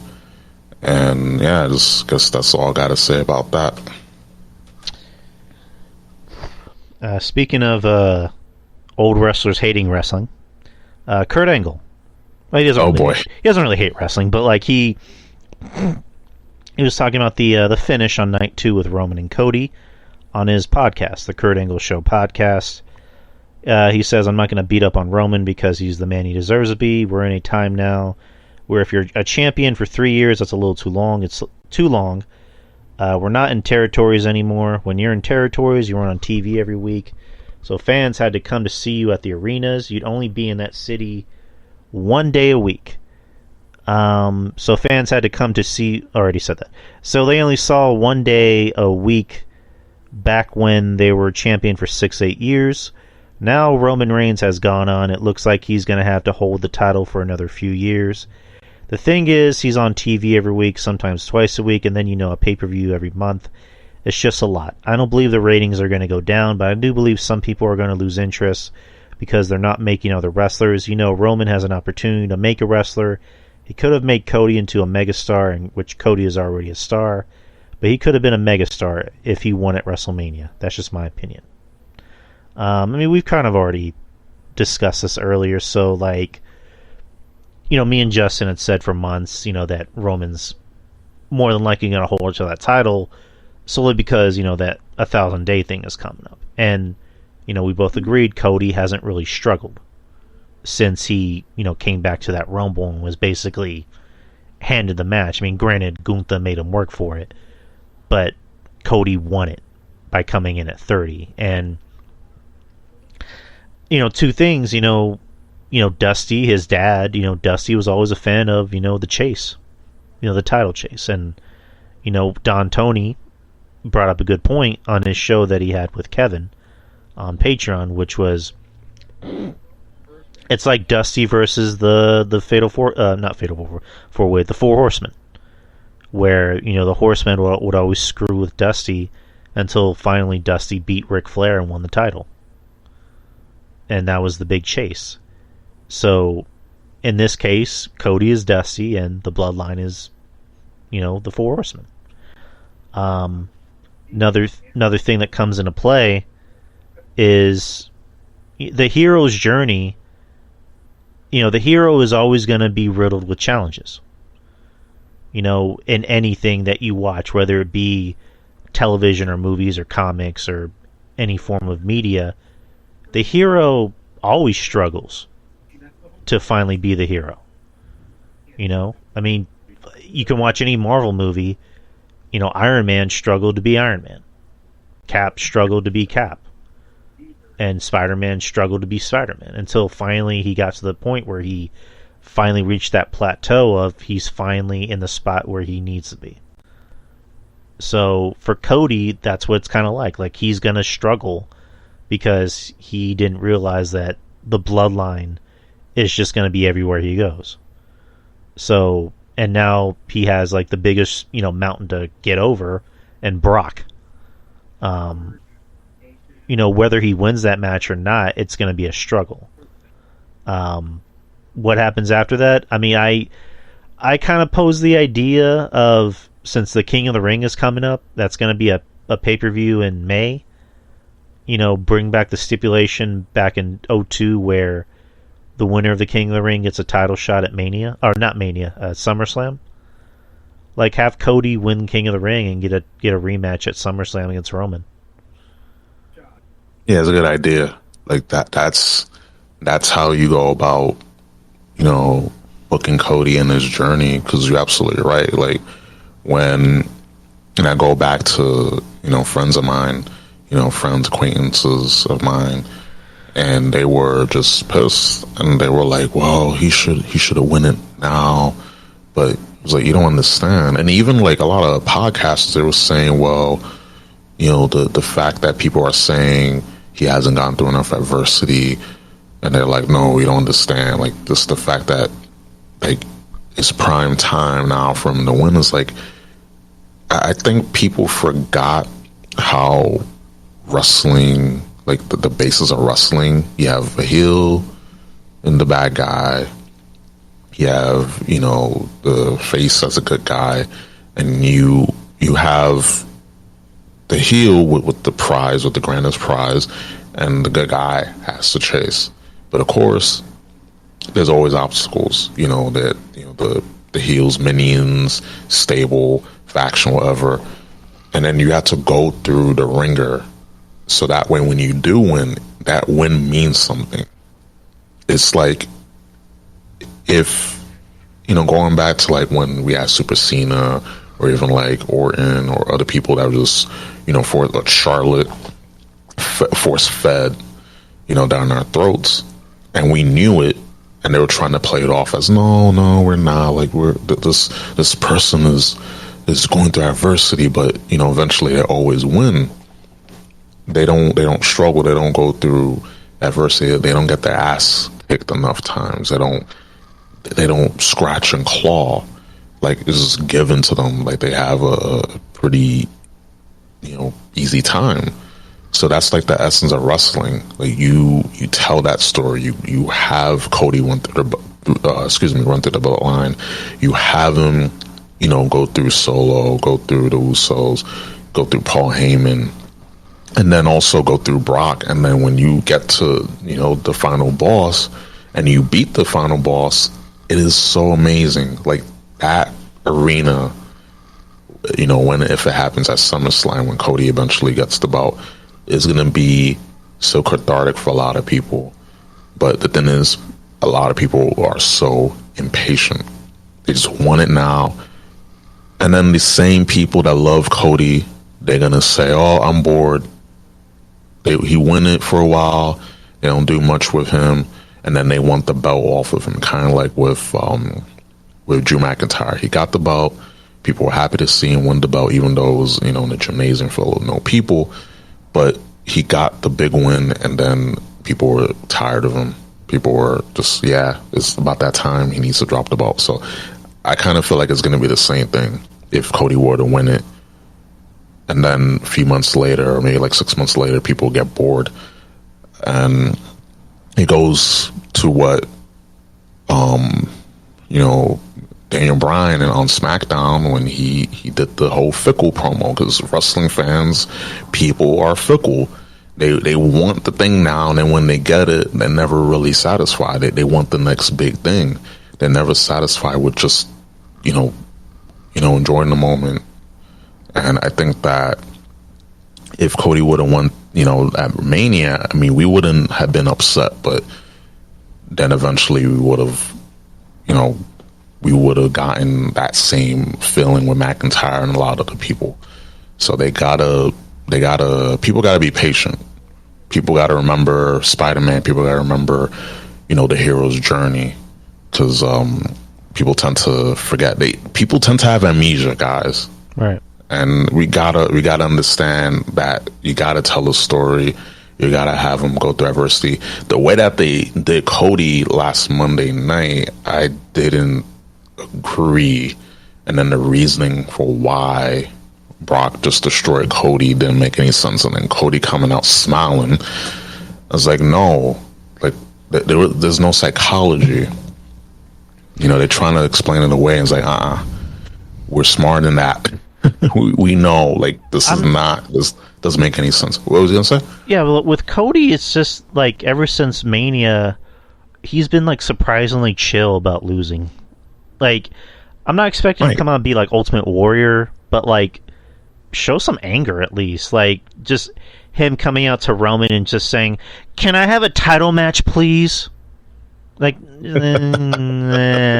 mean, he didn't do it like that mainly, but like it was just like, I want a title match right now, and Paul's just like, no, no, not tonight, not Puerto Rico, not Detroit. Like, he's basically just naming every like arena they're gonna be at. But I don't know. I just want some more fire to him, and not just like this like surprisingly chill Cody Rhodes. And then same thing with Brock. Like, Brock beats the fuck out of him, and he's like, Brock, I want you, and I'm gonna hunt you down. It's like Brock's like, yeah, sure.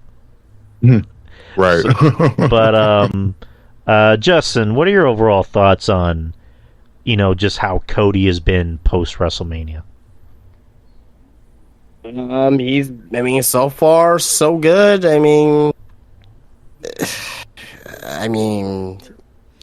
So far so good. So far so good. It's only been 2 weeks. It's kind of hard to judge, where this is going. It's only been 2 weeks, so we'll see. We'll see. Ask me again in a few weeks for that particular question. Where do you think this whole Brock thing is going? Like, if you had to theorize, like, why do you think Brock came out and attacked Cody? They're not going to give there's no good reason why Brock attacked Cody.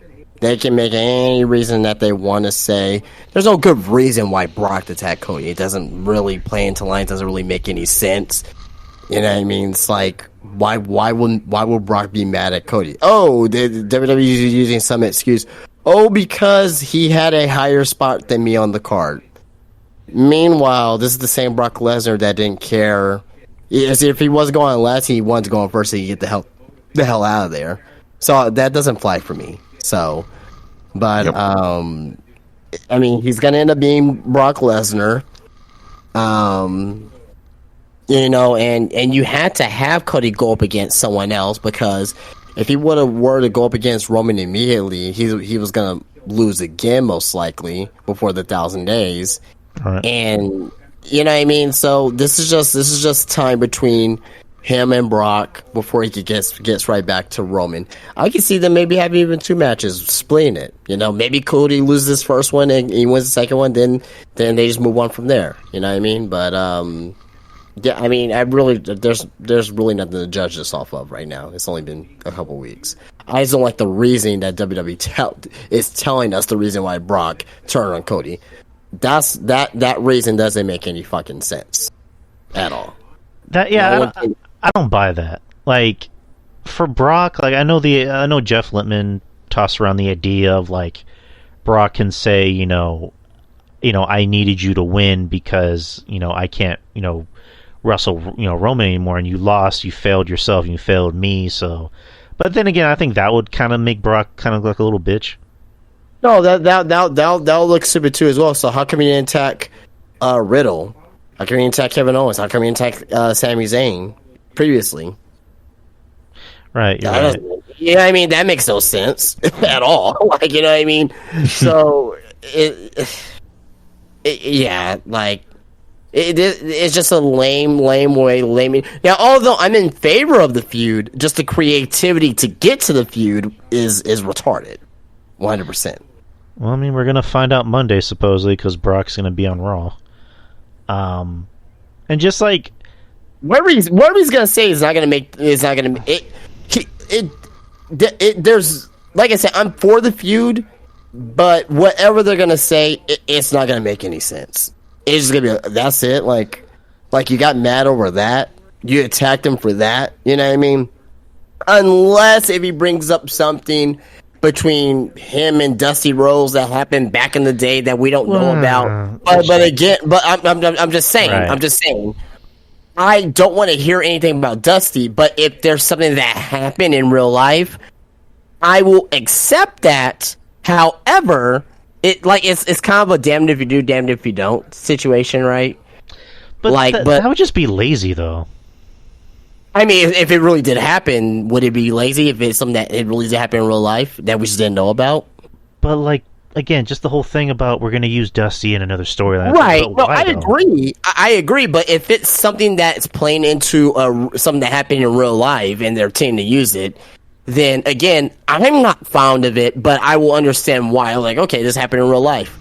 I mean, you know, and he's telling the story. We don't. I'm just bringing up right. Things that, regardless, wherever they say, it's not gonna fucking. I'm not gonna be fucking satisfied with. I can tell you that right now. Well, also because like Dusty didn't work for the company. Well, he came back to the company in 2005, and Brock left in 2004. And then when Brock came back in 2012, Dusty was in developmental. So their paths didn't really cross. So I think historically wise, it wouldn't really make any sense. That's why I'm saying. But yeah, it's just a lot of just the whole thing didn't make any sense. Like the reasoning for why he attacked Cody, it just didn't make any sense. Like I was like, it would have made more sense if they would have had, you know, if Cody and Brock would have had the match, and then after the bell rings and Cody goes in there with Solo and goes a few rounds, and then when Brock gets, you know, gets to tell him, hey, like, you know, tag me in, and then he doesn't tag himself into the match, then you go about doing the beatdown, but just doing that the way that they did, like it was telegraphed. And yeah, not everything that's telegraphed is a bad thing, but it's just we knew where it was going. Like we knew something was just sus from the word go with it, and the reasoning for why Brock attacked Cody, like WrestleMania spot and whatever. It's like, no, like Brock doesn't care. He wants to be in and out. If he's not main eventing, then he wants to be the opening match so he can get the hell up out of there. Like, he don't be staying backstage, you know, during the shows. Like he's one and done. He's in and out. So just the reasoning and the psychology of it didn't work for me. And then bringing Dusty into it, he is a pivotal part, but I think just harping on Dusty and bringing up Dusty all the time, it kind of diminishes Cody. Because at the end of the day, Cody has to stand on his own with his own name. Like he has some, you know, he has good star power. But if you just latch on Dusty every single moment, then who is Cody Rhodes at the end of the day?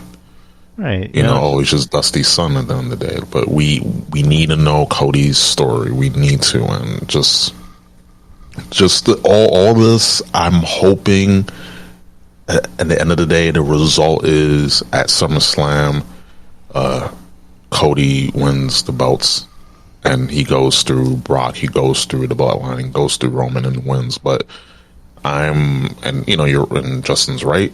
It's just been 2 weeks, so we wait and see. But with who in charge and that damn mustache, I'm not really trusting.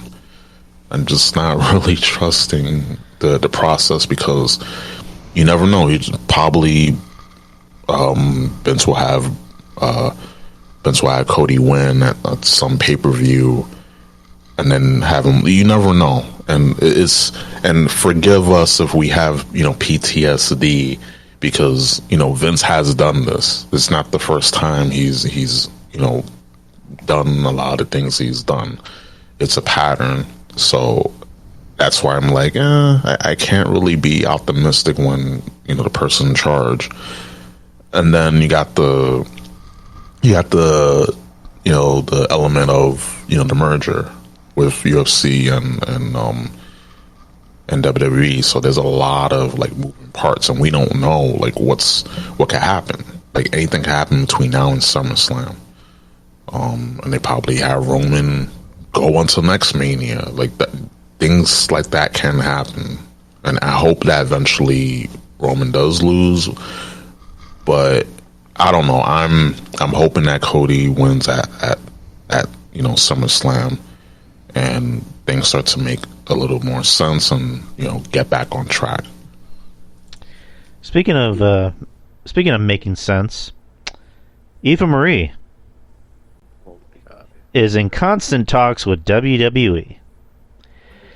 When WrestleZone asked if we could see Marie back in WWE one day, the 38-year-old star remained optimistic that it could happen. She said, "Of course. The door is always..." I'm not going to talk like that. I'm sorry, guys. The door is always open. I mean, we're in constant talks. When I originally left, I was filming my first lead action movie, so the door is definitely open. One of those things that is always open. I'm definitely down to always cause some trouble and stir up some things, that's for sure. If this fucking bitch comes back, she always mentions this. I mean, to me, this story is not really much of a story, because she always kind of makes that tease, but it doesn't really result into anything. So I don't think Nava really want her back. She has no value to the company. She doesn't add anything. She's not a good wrestler. She's a very good sex appeal, right? And I think she'll probably be a good Val delay at best, but I don't even want to see her to be back to do that. So I'm not fond of seeing Eva Marie.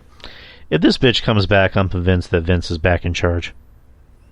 Well, he's back in charge already, but I will be fully convinced. I will stop being optimistic, and I will say, okay, that's a Vince move. We're fucked. Oh, no. You want an indication that Vince is back? Nia Jax comes back. She did come back already. Yeah, she... God. Well, I mean, she's not like most girls, so, I'll give her that. Yeah. That's what they say, right? I don't know, just picture this scenario. They bring back Kari Sane, because supposedly she's coming back. And then you hear Nia Jax's music, and it's like, Kari's like, oh, fuck! Yes. I mean, Kyrie, we'll see if she does come back. I would love for her to come back for sure, but we'll see if that happens. Yeah, I wouldn't mind Kyrie coming back. I like Kari. She still has a sick elbow drop. Yeah, it's fabulous. That elbow drop is amazing.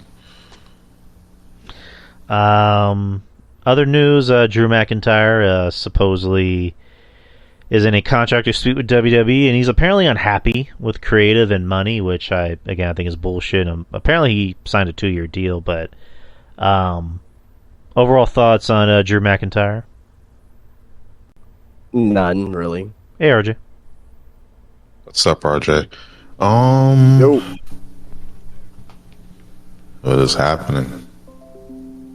I was gonna say, well, the whole Drew McIntyre thing, I think that it has a lot to do with playing 4D chess here. I think with the merger, with UFC and WWE, I think that it come time to negotiate contracts, like they're gonna be like, "Ugh, we're not gonna pay this. We're not gonna pay wrestlers, a mil or mil and a half or 2 mil. Like, nah, we're gonna cut costs because with a merger, a company will try their best to cut costs at every point. So these cushy, multi-year, 6-figure, seven-figure deals, no, like probably only like a handful, like Brock, Roman, Cody. But I don't think everyone else is going to be, coming off, looking gravy with these contracts, because I know Endeavor is going to look at all these contracts. So there's some meat to this, but I don't know. Like, it could just be just the fact that Drew's just disgruntled, maybe because he's not in the top spot. But I don't know. I could be talking out of my ass. Yeah, not everyone can be the top spot though. Like I get that Drew really carried the pandemic era of WWE. I get it, but like some of these wrestlers need to realize that you don't need to be in the top spot or going after a title for yourself to be successful in the company or for you to be viewed as a top guy. So if you're not main eventing, doesn't mean that you're not a top guy. Right. Drew is a top guy. Look at a situation at WrestleMania, 5-star match, right? You know what I mean? Like, he needs to understand that. Not every situation is going to be ideal for him, and he just needs to realize that the opportunity will come back around for him to win the title again, and carry a brand, and especially with the draft coming up again, and possibly of another title. The titles are being split, hopefully, right? Yeah. That will give him more opportunity there. So, his time will come. His time will come for sure. He just needs to chill out and not be a whiny bitch about it. Yeah, basically, don't have a cow, man. don't have a cow, man. I think Drew's gonna stay put. Because at the end of the day, like, he is a top guy for the company. I mean, being a top guy doesn't necessarily mean being in the main event of WrestleMania like every single year. It's just you're in big, high-profile matches, like the match that he had at Mania with Gunther and Sheamus was a high-profile match, and it even got 5 stars from Uncle Dave, if you can believe that or not. And 5 stars. Yeah, 5 stars, RJ. Jeez, welcome to the show, RJ. 5 stars. 5 stars. I did want to go over the star rating. I have them right here. We can talk about that. But RJ, what's your whole thoughts on the Drew McIntyre situation? I agree with what everybody said. Honestly, I think Drew needs to take a step back and realize that not everybody can be the top guy at once. Especially, I mean, this ain't the Attitude Era where they were playing hot potato with the belt. I kind of like that because it made for more exciting things, but it could do long-term damage to maybe one's legacy or maybe title reign or something like that, if you want to be nitpicky about that. So I definitely get the argument of that, but that we're not in those times anymore, and Triple H loves his long title reigns. Vince, Triple H, they love their long title reigns. So Drew's going to have to wait his turn.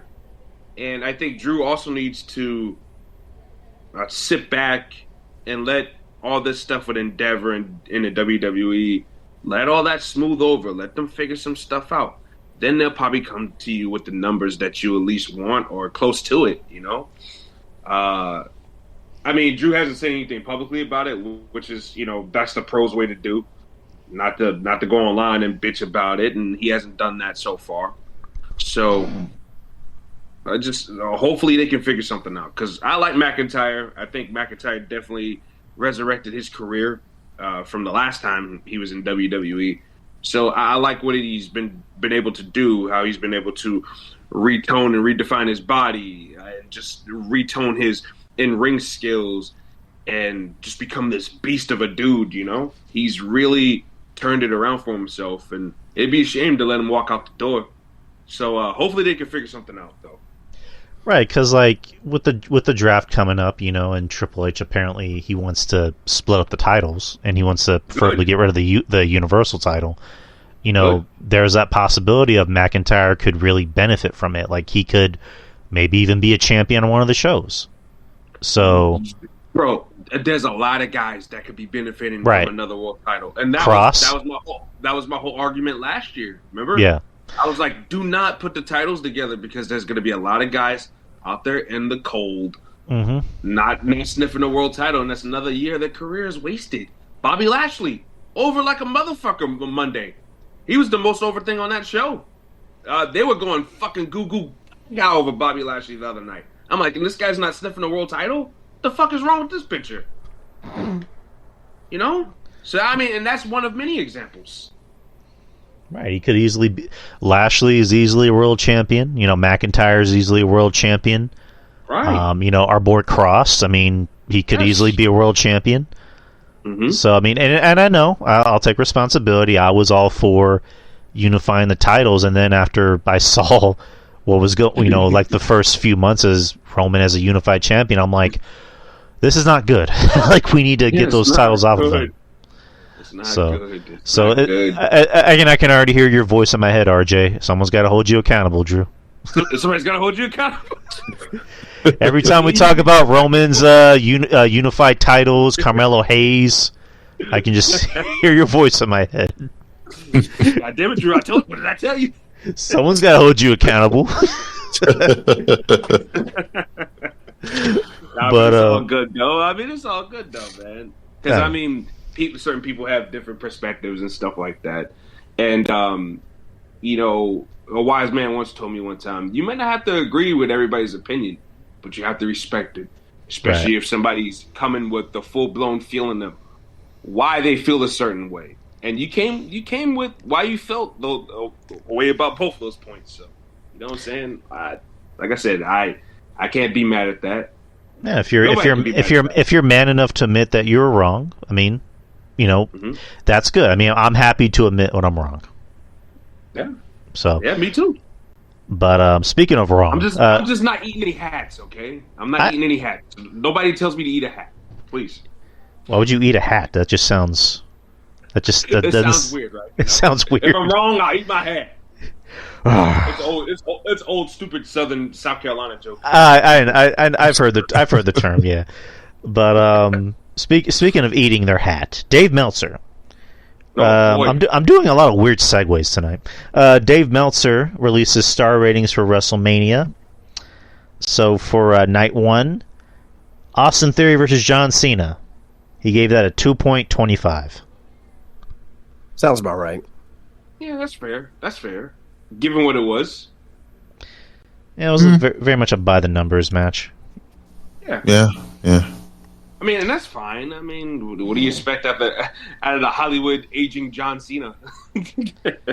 Right, which I think, I don't know if maybe Cena, I don't want to say he was phoning it in, or maybe he just couldn't do too much because maybe he was filming another movie, but I thought he could have done more. That's just my opinion. But the match did what it needed to do. The men's WrestleMania showcase got a 3.75. Given the time for that match, which wasn't a lot, I think they did as excellent as they could in that match. I'm okay with that rating. Yeah, same. I thought that match was really good for the time it was given. Mm-hmm. Yeah, surprised the hell out of me. That's for sure. I mean, like me and you said that night, Drew. Like it was. I mean, we expect a lot of those guys because all those guys are fucking good at what they do and everything like that. But just the time they were given to just go out there and explode, it was really good. And we had fun with it. Mm-hmm.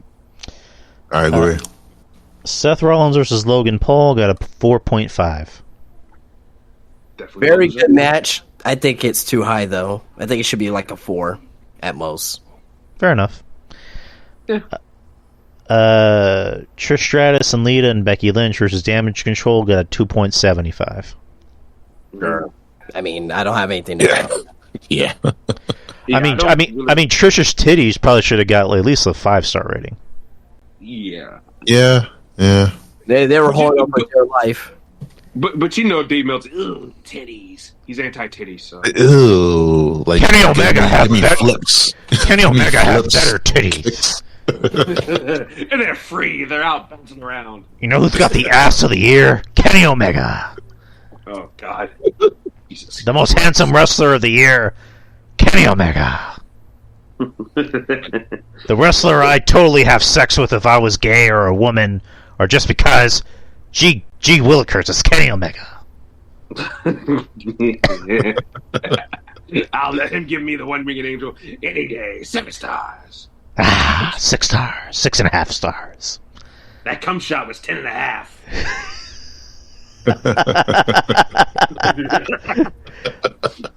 Oh man. Oh Meltzer my. gotta stop. Meltzer gotta stop, man. Yeah, stop. Rey Mysterio and Dominic got 4 stars. It should be a little higher, I think. I would easily give that 5 stars, but that's just me. Ooh. Yeah, I know. Everything surrounding that was perfect. Between the entrances, the stuff in between the match, the storytelling of the match. You could argue it could be a 5-star. But since he gave it a 4, like, I mean, anything higher than a 3, I agree with. You know? Okay. I'll probably give it a 4.5 at tops for that match. All right. Yeah, 4.5. Yeah, 4.5, 5 stars. Pretty much around that ballpark. I mean, maybe deduct some points for showing Auschwitz footage in Dominic's intro. Good Lord. To which, at the beginning of Passover week, WWE had to apologize for it.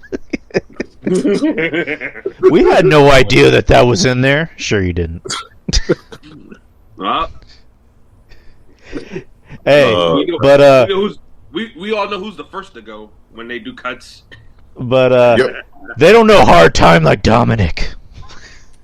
Dom. If I'm it- telling you, man, it's this kid, man. I'm telling you, everybody was on Hook's nutsack like a couple of years ago, and just burying this kid in the process. But who's the man? I mean, Dom. Shit. Dom. Scumbag Dom. His wrestling skills aren't up there. They ain't magnificent or anything like that. But he's still a kid, still trying to grow in the biz. But at least we're seeing the evolution of Dominic Mysterio as a character, whereas Hook is the same note, same this, that, and the other. And I like Hook. Personally, I like Hook. But as far as, Dom is leaps and bounds ahead of him right now. More high-profiled. Like I said, has evolved. And he's continuing to get better. He's heading in the right direction, whereas Hook there is just treading water.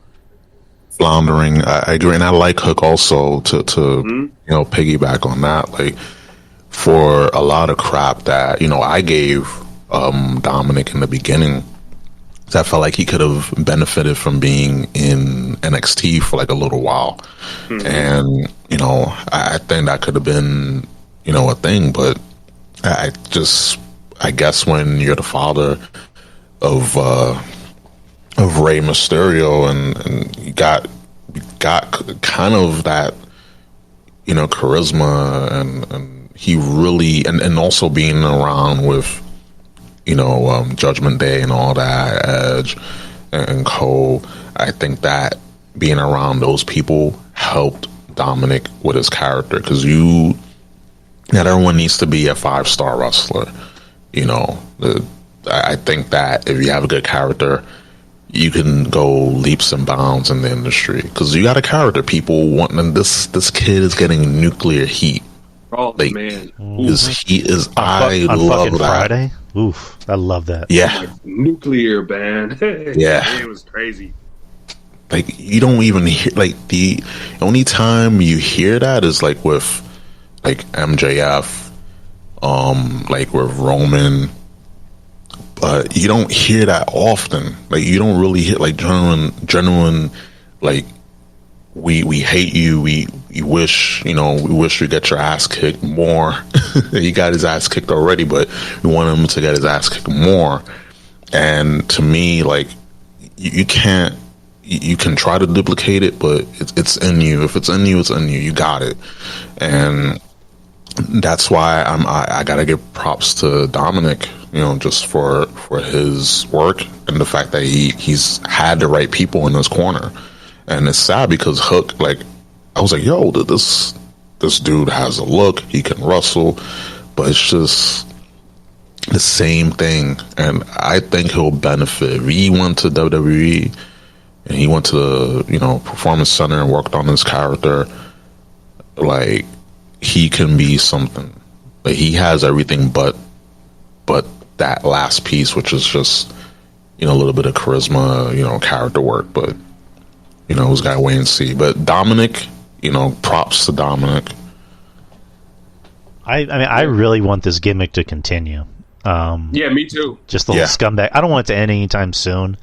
I know John Draper had like the best idea and it had me dying. Like, what if like for Dom's community service they put him in NXT? And he just goes down there with an ankle monitor. Oh man! like Ray has to bring him down there. He's like, for community service, the judge said that if he comes down here in NXT, he'll take a little bit off his sentence. And you just see like Shawn Michaels like, but he was only in booking for like 3 hours. I know.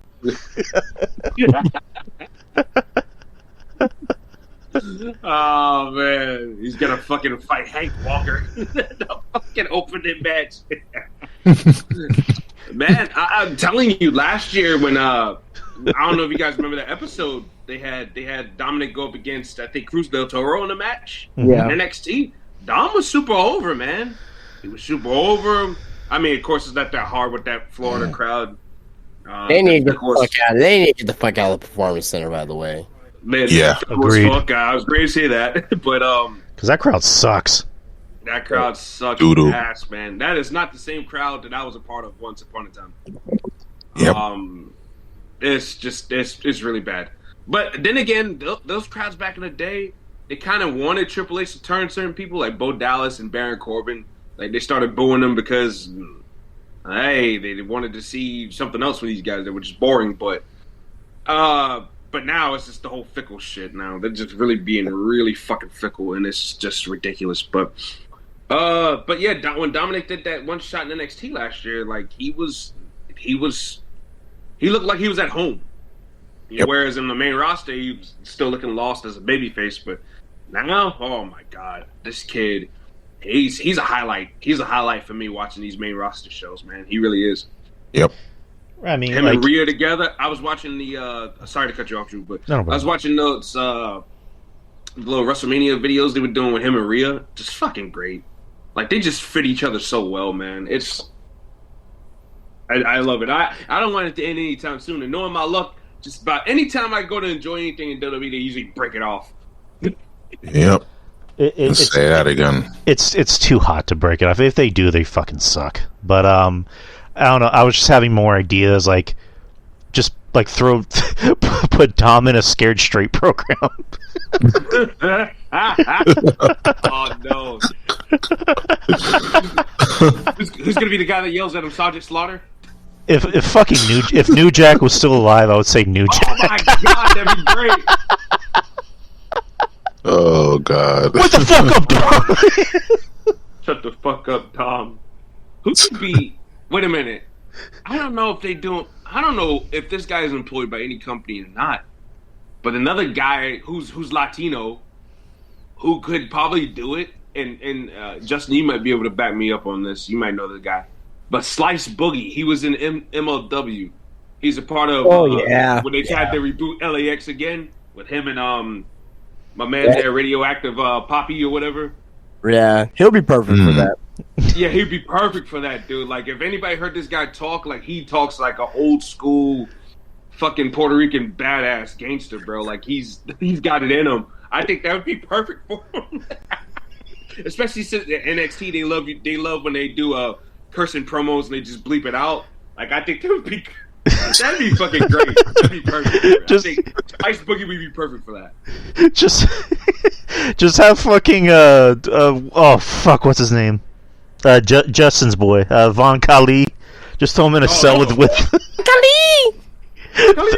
throw him in a cell with him and just have a bandana on him.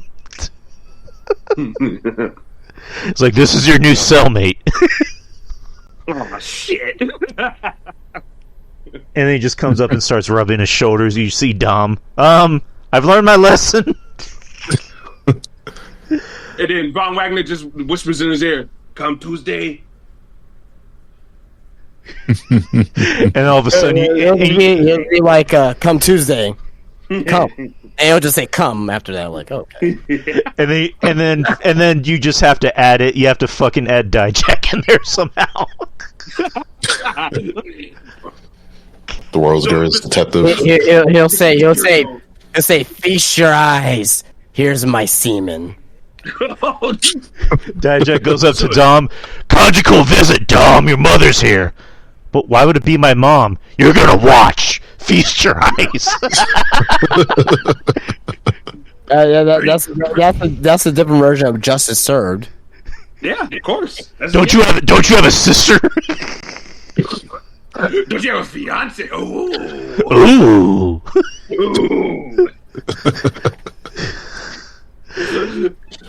Churcher.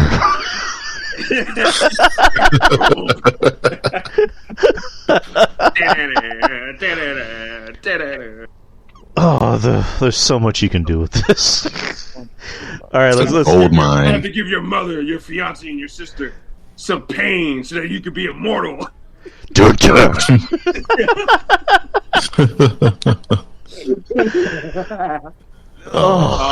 Hijack. All right, let's move on. Let's get back to the topic. Speaking of mommy, Rhea Ripley and Charlotte Flair got 4.75. Bullshit. Should have got 5 stars in my personal opinion. I don't know how everybody else feels. That's 5 My stars. opinion, that's 5 stars for me. Yeah. That was the most physical women's match I've ever seen in quite some time. Disqualifying Japan, that had to be one of the most physical American women's matches I've ever seen in a long time, man. Yeah, that was definitely one of the most physical American women's matches ever. It should have been 5 stars. Yeah, I think it should have definitely been 5 stars. Like, no more than that, but yeah, it should have been 5 at least, though. Yeah, there wasn't enough. There wasn't a Riho. I think that was the problem. I don't think there was enough flips.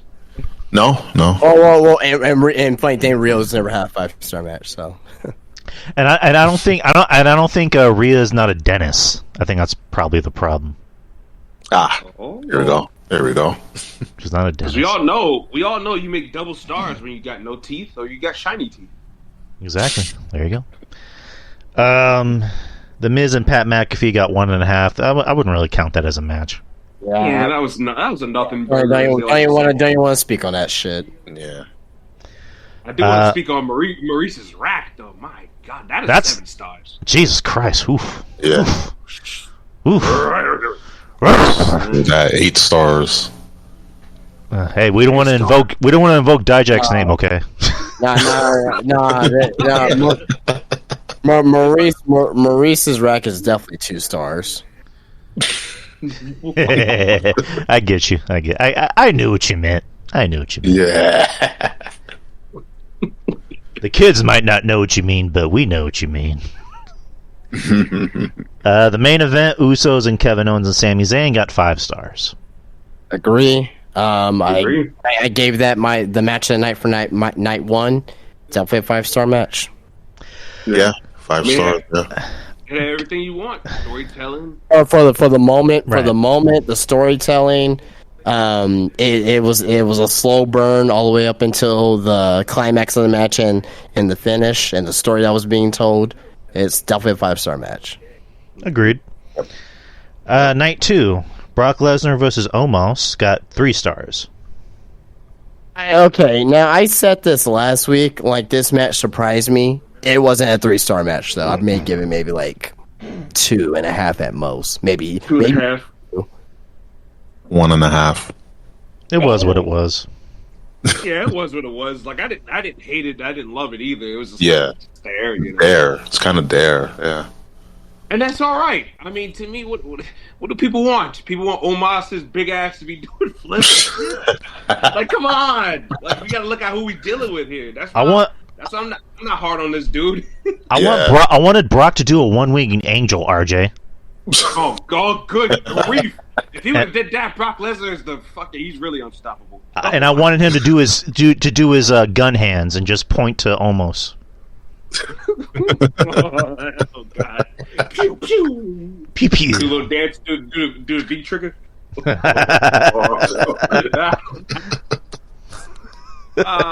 man, that'd have been great. Dave Meltzer would have had to change his pants a couple of times after seeing that. 2 times. Oh, 2 times. He would have did a double tap in his drawers. Would have been over. It's like if I ever see Brock Lesnar do a super kick, that would just be the end of everything. Man. Lesnar. The greatest wrestler of today, Brock Lesnar. Women's WrestleMania Showcase got 2.5. That match was fucking garbage. Yeah, that shit. That to me was the worst match of the entire card. Like, worst real match. I'm not counting like the fucking Shane McMahon bullshit.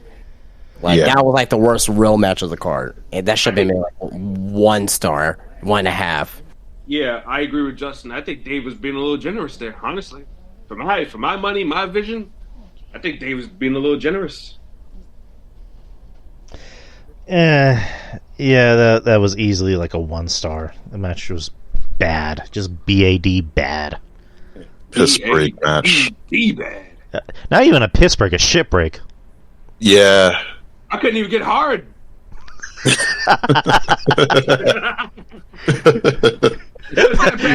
That's RJ's biggest problem. Is like, if I can at least get hard, I'll give it maybe another star. But this match just leave me flaccid. God damn it! I hate this match. God damn it! Shayna Baszler hopping around with her toes out. I don't want to see that. For fuck's sake! God damn it! Fuck's sake! Fuck's sake! These bitches will leave me flaccid. God damn it! Can I at least see one titty? Just one titty. Which one, the left or the right? Because it doesn't matter. Just one of them. God damn it! What the fuck? Back in my day, we had some simple nip slips. We can't even get one. God damn it! These fucking flat-boarded bitches. Next is Gunther versus Drew McIntyre versus Sheamus. Intercontinental title match got 5 stars. Possibly one of the best Intercontinental Championship matches of all time. It's definitely a 5-star match. There's really no dispute with that. It really, to me, if it got like 5.25 or 5.5, I wouldn't been mad at that either. So yeah, sounds about right. Yeah, that match was amazing, and for the first time in a while, the Intercontinental title, in Gunther's run has been taken seriously, and I'm happy about that. The Intercontinental title hasn't been this important since the 90s. Yeah. Correct? I mean... Definitely... Wait a minute, hold on. Like, maybe the early 2000s, when Benoit and Jericho was going at it, Angle, when those guys were mixing it up for it, I will say that. I'll defend that era, too. But outside of that, you're correct. I mean, this belt is... And I grew up an Intercontinental Championship guy. So... It's great to see where the championship is now. And Gunther is definitely the catalyst behind that. But also the opponents that he's been given to. All those guys that he's been able to have good to great wrestling matches with definitely help, put this reign in a good spot. So definitely happy to see that. Absolutely. Gunther has the most 5-star matches in WWE history out of anybody. He has 5 5-star matches, 3 of those being NXT UK matches, I believe, and 2 of them being the one he had with Sheamus at Clash at the Castle and the WrestleMania one. Mm-hmm. So 2 Intercontinental Championship matches, 3 UK NXT UK Championship matches. Well, the match you have with Dragunov on, that was a takeover, right? Yeah. Yeah, that was for the title. That's with the Dragunov winning. Okay, so there you go. And the other one was on NXT UK TV for the title. Yeah, the other one was Tyler Bate versus Walter, right? Yeah, Correct. for the title. Yeah, that match was fucking amazing, bro. Yeah, it's I remember. I think out of all the 5-star matches, I think that's the best one. Yeah. For people who are not sold on Tyler Bate, go watch that match. I like Tyler Bate. Yeah. No, I'm just saying in general, like for anybody that doesn't like him, that's not sold about him, you know, doesn't understand why he's there, this, that, and the other, who's still questioning that, go watch that match. That match can make you a believer of Tyler Bate, and if it doesn't, then I don't know what the fuck to tell you. I don't know what to tell you. I got nothing. Oh man. Yeah, and I love that finish of that second Walter and Dragunov match. That was the way Dragunov beat him was so fucking believable. Him chopping him in the throat and in the back of the neck, that was just that's believable. If he can't breathe, he can't fight. Right. So I thought that was great.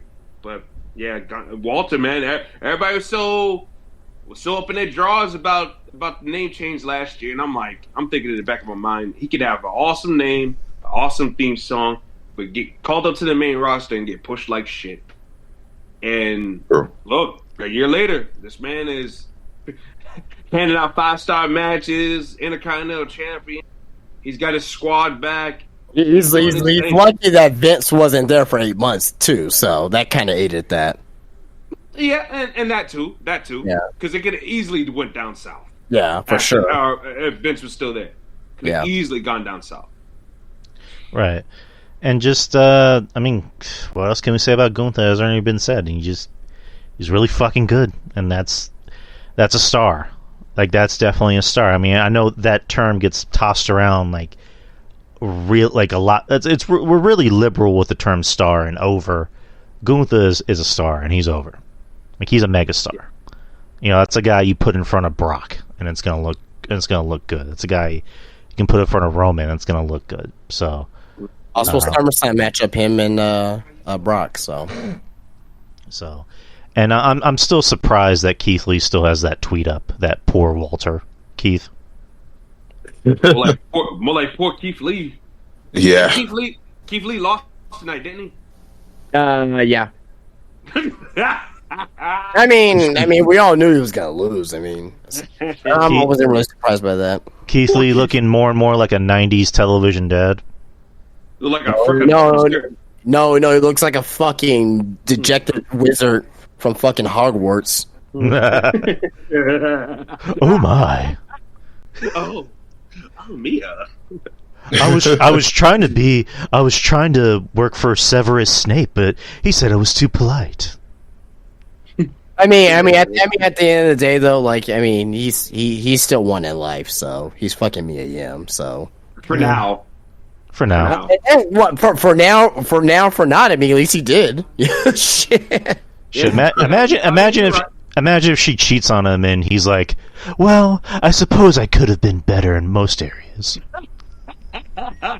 Suppose his dick was better than mine, or excuse me, his penis. I suppose I've been rather flaccid as of late. My weight has been out of control. I have to play ICU with my own penis. I need to change my finisher from the BBC to the BLC. Big little cock.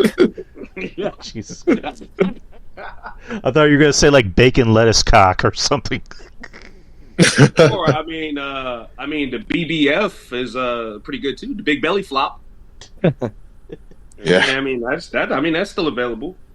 I mean, I had sex with this hooker one night. I need to change my finisher from the BBC to the HIV. Oh, you just got dark. now every time I pee, every time I urinate, my penis is just burning. It's just on fire. I don't understand why. Oh my god. He just asked himself, why does it hurt when I pee? Doctor, it seems as though when I make a wee, I get this burning sensation. I guess his favorite video game system is Nintendo Wii. Nintendo Wii. Yeah, Wii. I like how we're just making Keith going down a downward spiral. He's probably like the nicest guy ever. Nah, Keith Lee is cool. Like, I know a lot of people that met Keith Lee. They say he's a cool dude, but I mean, last year, him making that was stupid, man. Like, is Gunther out here shining in main event in WrestleMania? Well, let's be honest. At the moment, a lot of us were like, "That's a stupid fucking name change. What's WWE doing?" And he just tweeted that at the moment. So, I mean, I don't blame him for making that tweet because that's what a lot of us felt at the moment. At least I did. At least, you know what I mean? Like why the fuck they're changing his names from fucking Walter to Gunther? Like you know what I mean? It's fucking Gunther start this fucking Nazi general, wherever the fuck it is. What the fuck is with WWE Nazis? Like, Jesus Christ. The whole Stark shit, like, yeah, when I heard about it, I'm like, oh god. And then the Auschwitz thing and Dominic Central. Looking back at it now, it's like he's like, look how wrong he is. You know, so you know, it is what it is, though. I mean. He made the mistake. I guess you could call it a mistake now. Him going to AEW. I mean, he ended up becoming a tag team champion there. But to me, I don't see why a lot of people hate the Bearcat Keith Lee gimmick. I mean, yeah, like the names change is different, but at the end of the day, though, he was gonna be booked like a monster.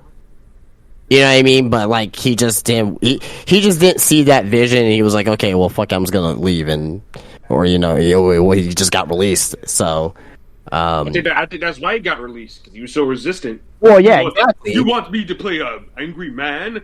I'm not an angry man. Yeah, but if he would have stuck with it, he would still be there in WWE today. And during Triple H's WWE, he would have at least had some type of. He would have at least had. I put it to you this way: he would have a match against Roman. He would have had a one-on-one match against Roman. Of course, he would have lost, but like he would have had that moment at least.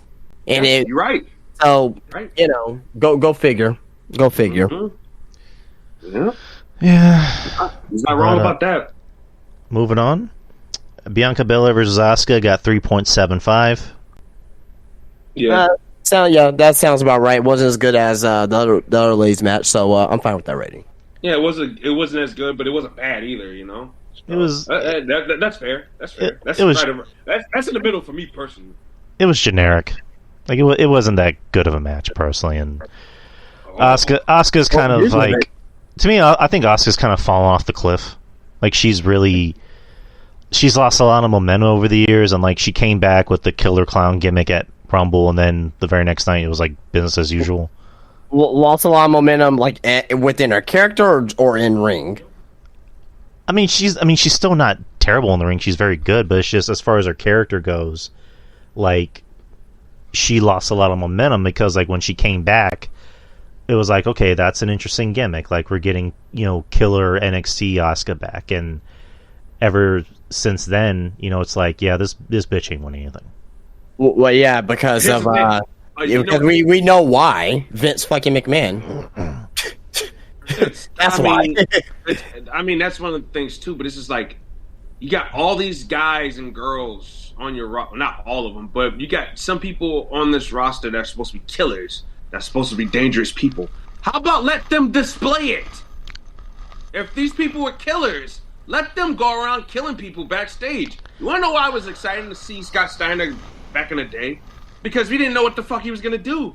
Until he was yelling and standing over somebody, beating the shit out of him. You stupid son of a bitch. Come on, boy, get up. You know what I'm saying? Like, that was exciting. And then yelling transphobic remarks at him. No, that was Rick. Never mind. When you put Beetlejuice in the Steiner recliner, yeah. Yeah, like it. But it was predictable. It was fun. We didn't know what they were going to do next. You have guys like Cross. You got Asuka. You got all these people on this roster. Shayna Baszler, Ronda Rousey. That's supposed to be dangerous people. but yet no, they're not allowed to display how dangerous they can really be. Right. You know what I'm saying? Okay, if you don't want to kill somebody else on the roster's momentum, hire extras. Hire extras. Have them beat them up. Yeah, Have just Cross. I don't know, fucking crush some guy's neck with a goddamn one of those little scaffolding things like Brock Lesnar used to fucking do arm curls with. Like, do that. You know what I'm saying? Like, it's not hard. It's not hard to get people to care about people. It's just that they forgot. They either forgot or they just don't care to. A little bit of both. A little bit of both. I feel like they don't care, but they just forgot because if they weren't the ones that created the character or built them up, then they're not going to do it. They're not going to trust it. Yep. And they're just not about taking risk. They're not about taking that chance. Like, I think if Asuka were allowed to just be a killer, how she was in NXT, just going through the whole roster, and then eventually getting the belt from Bayley, you know, when she was in NXT, like, we want that Asuka back. The Asuka that didn't give a fuck. She wasn't dancing all the time. She would just go in there, just beat the shit out of you, and just leave. And we don't see that. And Cross, same deal. Go out there, just choke someone out, and leave. And, you know, we get to see Scarlett. You know, that's a little bonus. And, right. Yeah. And Shayna Baszler, I remember she was a killer. She was a killer in NXT, and then she came up to the main roster. I'm just like, what happened? Like, she had a good start. Yeah. I mean, it was weird biting Becky Lynch's neck, but okay, fuck it, I'll take it. And then they looked like they were going back to that at the end of 2021. Remember when y'all was talking about Eva Marie earlier? She took out Eva Marie, took out Nia Jax, she took out somebody else. And it was like, all right, we're going back to that. And then the draft happened, and then she was back to being Sonya Deville's sidekick and this, that, and the second class player. And it's like, well, shit. Okay, what the fuck are we doing now? So, yeah, man, I just think that they need to go back to letting dangerous people. If we're supposed to believe these people are dangerous, let them show how dangerous they can fucking be. And like I said, if you don't want it to be at your other roster members' expenses, then that's why you bring in extras. You bring in extras because we don't have to see those people again. So have Shayna Baszler break a girl's arm. Have Cross, I don't know, choke somebody out and maybe insinuate that he cracked his neck or some shit like that. I don't know, something like that. That make people go, okay, okay, dog, yeah, he's dangerous.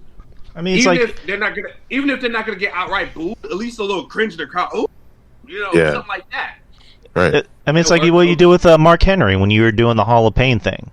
Like, just have him go around and just fucking destroy people, not just wrestlers, but like, you know, hey man, you got my shot, and then he just fucking power slams him through a fucking table. Like, just do that with Cross. Like have Cross do like what was that? Remember when Mark Henry threw that pyro guy? Yeah, that's what, like, he just throws him. Fucking great. Same thing with Cross. Like, Cross can like be doing a vignette and then something goes wrong and he's like, you know, who's in charge of this vignette? You. What's your name? Jason? Jason, let me show you what it's like to piss off the killer. And then he just like chokes his ass out, and like you can, like RJ said, you can insinuate that he broke his neck. Yeah. You know, nobody messes with my shot. Like, you know, do something like that. Just make him just like fuck up people. Where he's like, you know, Scarlett's just standing behind him with this orgasmic look on her face. Like, like, I would love that. But, you know, Cross is like, since I can't be on TV, I'm just going to have to make a name for myself. And then he just starts just destroying everybody, like jobbers, people in catering, fucking producers. You know, goes in the fucking production truck and just starts fucking shit up. Yeah, we're bullshitting around, but that could actually work. Yeah. Because if he does it long enough, people can identify with that. And what happens when people identify it with it? It starts to get a reaction. Yep. You know what I'm saying? So, I mean, boom. Damn, Drew, you just came up with something for the dude. Yeah, man. Nice. Yeah, I can work in creative. Who knows? Exactly. Next is The Miz and Snoop Dogg. That got a star. Yeah, I mean, come on, that was nothing. That was nothing. That was just filler. Sweaty Shane. I think they knew that we needed break, maybe a cook break or so. Yeah, they threw that on. Yeah. Good. Yeah, something else got broken and torn too. So Yeah. Oh, Shane! Oh my god! Sweaty Shane tore his quad. As soon as he went down, me and my brother looked at each other and said, "Oof." Yeah. he's never gonna do his arm ramp dance again. It's sad. Yeah. It's like the doctor. I'm sorry, Mr. McMahon, but you can never show anyone the money. Oh God. Oh God. That was my life's calling. Oh my God. I don't know what to say. Nobody will never know that the money is here. Oh. Man.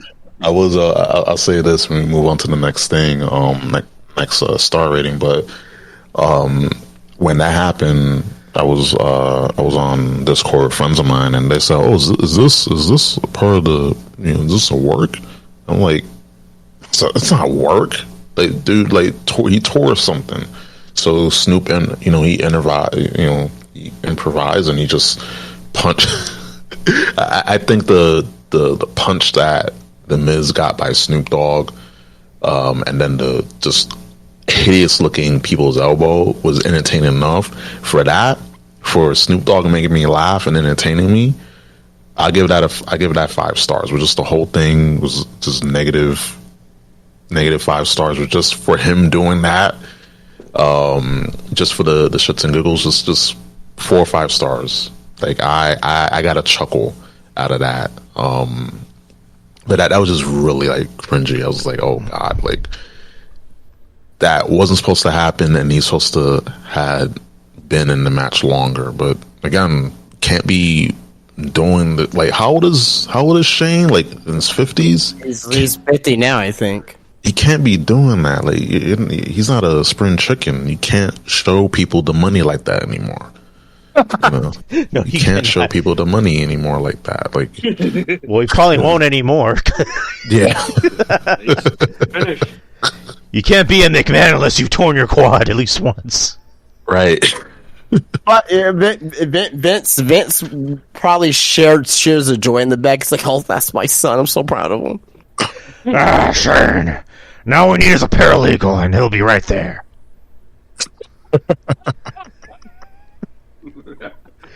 I've been trying to get Paul to do that for years, but he said no. He actually likes fucking his wife. Oh boy. He's not the only one. I was trying to fuck his wife for a storyline, but that didn't go well. Right. Dijax just enters the room. Yeah, tries to do my job. It's my job. Giving your wife this hot justice. Dun dun. Oh boy. Open wide. Feast your eyes. Next is Edge versus Finn Balor, Hell in a Cell. That got 3.75. Yeah, I agree. It could have been better, but the stoppage of the match and kind of hindered it a little bit. Yeah. Yeah, it's that ladder shot to Finn's head, like Edge don't miss. That motherfucker don't miss. I was like, ooh, I saw that live. I was like, oh God, like I thought he like got a concussion, but Finn was just pouring out blood. I was like, okay, all right. And people were like, oh, like why did they cut away? It's like he just got sliced open. Like, relax. And WWE when they're not showing color. I get it, but it did. It like that momentum kind of derailed the match just a bit, but I enjoyed the match. I did wish that that didn't happen, but again, this is wrestling. Like that stuff is gonna happen. You truly never know. I think they didn't need the Hell in the Cell stipulation. In all honesty, I felt like it was just the setting. Like they didn't do anything crazy except the coup de grace off of the from the side of the ladder that Finn Balor did. But that's it. I think that they could just have like a no holds barred match without the cell, and they could have maneuvered better. But that's just me. I think just the Hell in the Cell being that Mania. I think that visual, they wanted that visual, but I don't know. They didn't need the Hell in the Cell structure there, in my opinion. And just like I was let down by the intros because the talk is that we're getting Gangrel possibly showing up, and then he put the kibosh on that in a recent interview. So we got Brood Edge in a weird Iron Man helmet, whatever the fuck that was supposed to be, and coming out to Slayer, which I didn't know that was Slayer. I was like, all right, I guess that's cool. And then I was hoping for Finn that we would get at least a more darker, I guess, take on the demon now that he's a heel. But it's like, no, we still got interpretive dancing demon. Come out and smoke. Ooh. The only difference is he was making mean faces. You was checking that? He was the whole time. Ooh, okay. Sticking his tongue out the whole time.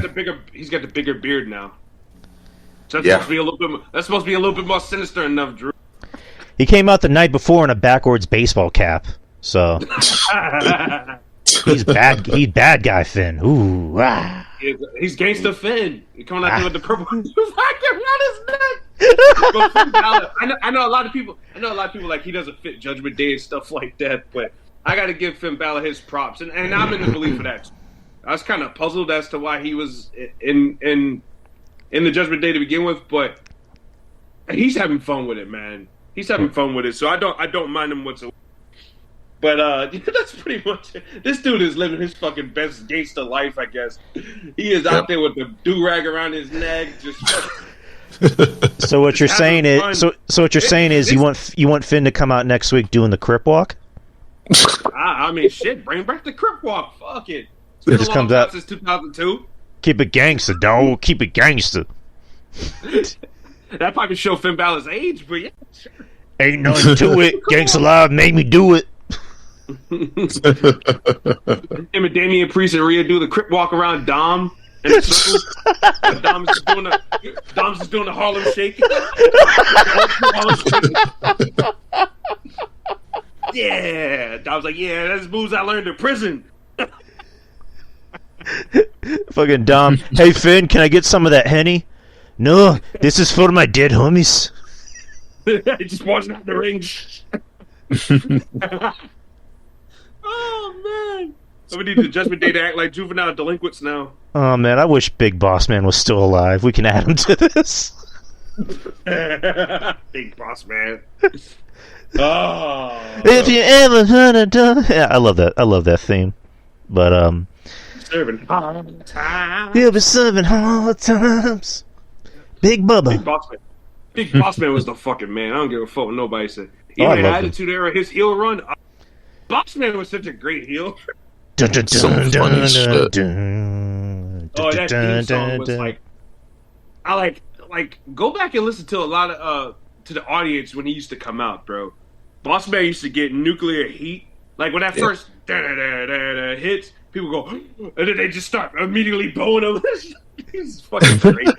I remember there was a bit before like the beginning of Raw where the corporation comes out and they're passing up PMS, Terry and Jacqueline and Meat, and he just goes past Terry and goes, "Move, bitch."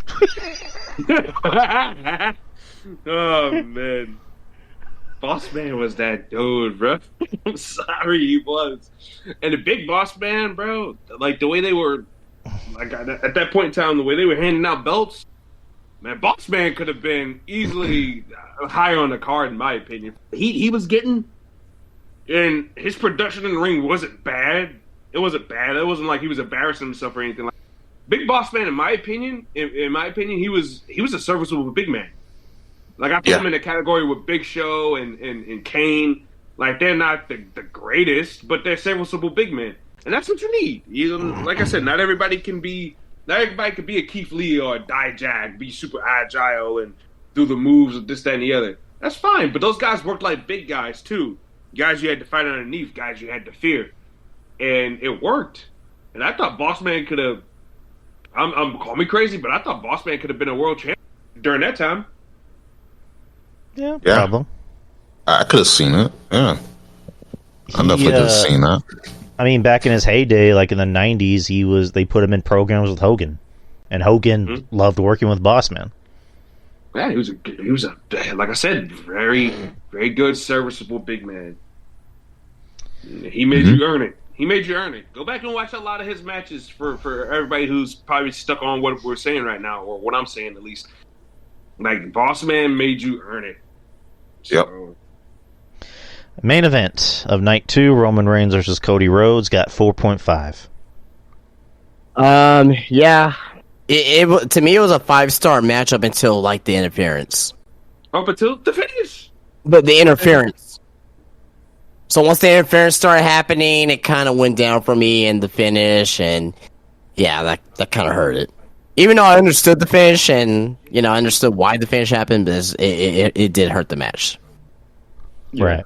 Yeah. I was enjoying the match. Like, that was the first time in a while. This match and the, IC title triple threat match, like, those two matches, I felt like, oh crap, like, you were paying attention to every fall. Like, you were hanging to every pinfall. Because you thought, oh crap, like, what if Roman loses? Like, that was the whole, the whole thing with the main event. So it was good until that point, but I mean, it kind of makes sense with Solo getting involved because, the whole thing with Cody telling Solo that he wasn't ready. So that came into play there. And then, his story isn't over. Cody's story ain't over. It's just started. Just the way that's been going, left a sour taste in people's mouths, and some of it doesn't make any sense, but, it's not over. And I think that when we get to the finish line, hopefully, as optimistically as I can, because who is in charge, I do hope that Cody, again, like I said earlier, I hope he gets the W. But the match, I enjoyed the match. Like, that match, I had no problems. I get why people were like sour on the finish. I get it, but there's some story there, with Cody telling Solo he wasn't ready. So there's that.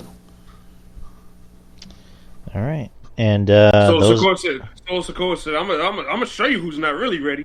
Yep. He popped her right in the throat. Take it out. You wasn't ready for that, bitch. Now were you? Now what's my motherfucking name? Solo motherfucking Sokoa. Anyway, throw those ones in the sky, bitch. That's just gonna be Solo. He's just gonna say pitch all the time. Who ready, bitch? Motherfucking ones in the sky, motherfucker. Why are you so aggressive? Oh, man. I heard him cut a little promo at Wally Mania, excuse me, and that's when he told the fans, "With the bloodline, put the motherfucking ones in the sky." Feel me? Oh man, they're just waiting for that show to be. I think the Usos are just waiting for that show to be TVMA so they can just cuss all they want. Yeah. Just Roman be like, "It was, man. Yes, my tribal chief. There's too many bitches in the locker room."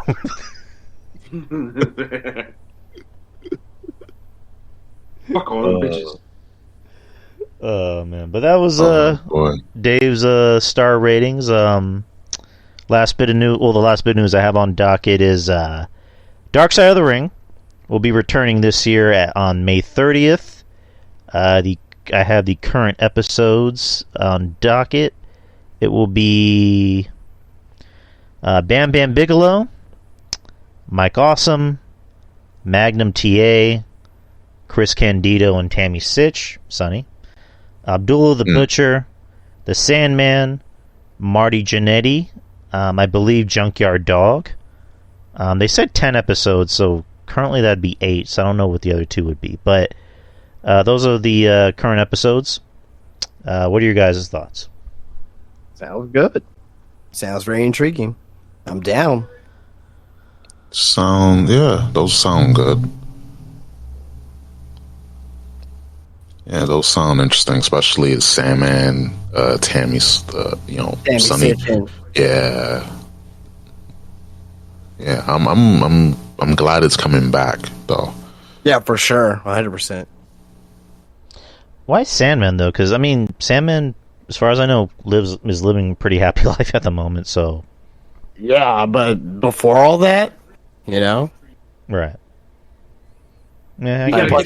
plus he was in the original ECW and all the crazy stories that probably happened, and Yeah, and plus we got to get to why he's living a happy life now. Drew. Yeah, I get you. Genetti's is going to be crazy. Oh my God, we're gonna mention all the Facebook posts. I fucked my daughter. What? What? Huh? Excuse me? Huh? Yeah, I remember he was like talking shit about somebody, and he's all like, at the end of the post, he's like, "I bet you won't, ninja." And just like he randomly makes a post about Sean, he's like, Sean isn't gay. Sean likes fucking women. Like, okay, nobody asked, Okay. but okay. I'm supposed to know that. I might have killed a man in 1989 once. Didn't he make a post about saving a child from like a burning fire or something like that not too long ago too? Probably. I don't know. And then that same child showed up to my door, and then for a second I thought it was an actual child, but it ended up being a giant 8-foot tall creature from the Mesozoic area. I say, God damn it, monster, what do you want? And it says, I'm gonna need about tree fitted. Ruben got the joke. I got the joke. I've been watching South Park this time, so Oh man, that's gonna be good. Oh, Bam Lord. Bam should be good. yeah, that one should be good too. Mike Awesome, ooh, that'll be rough. That's a guy who probably should have had a much bigger career. And then Candido and Sitch, that's just gonna be depressing. Yeah, fortunately. Yeah, Cornette's definitely gonna be on the episode. Oh yeah, I mean, I think he's gonna be on all of them. Maybe at the Sandman stuff, but Abdullah the Butcher should be nuts. Junkyard Oh, man. Dog, right? They're gonna have that dude on there. What dude? What's his name? The Bloodhound Warrior. Whatever the fuck his name. What's his name? Oh, Hannibal. Devin Nicholson. Hey. They're gonna have him on there. Oh god. Kurt Angle. His voice is so annoying. Good Lord. Hey, did you hear that somebody was talking about you on the internet? You know about that? No.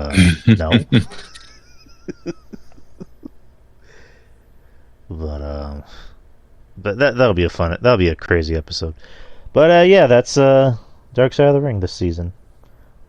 Justin, what was your what were your topics that you had with you?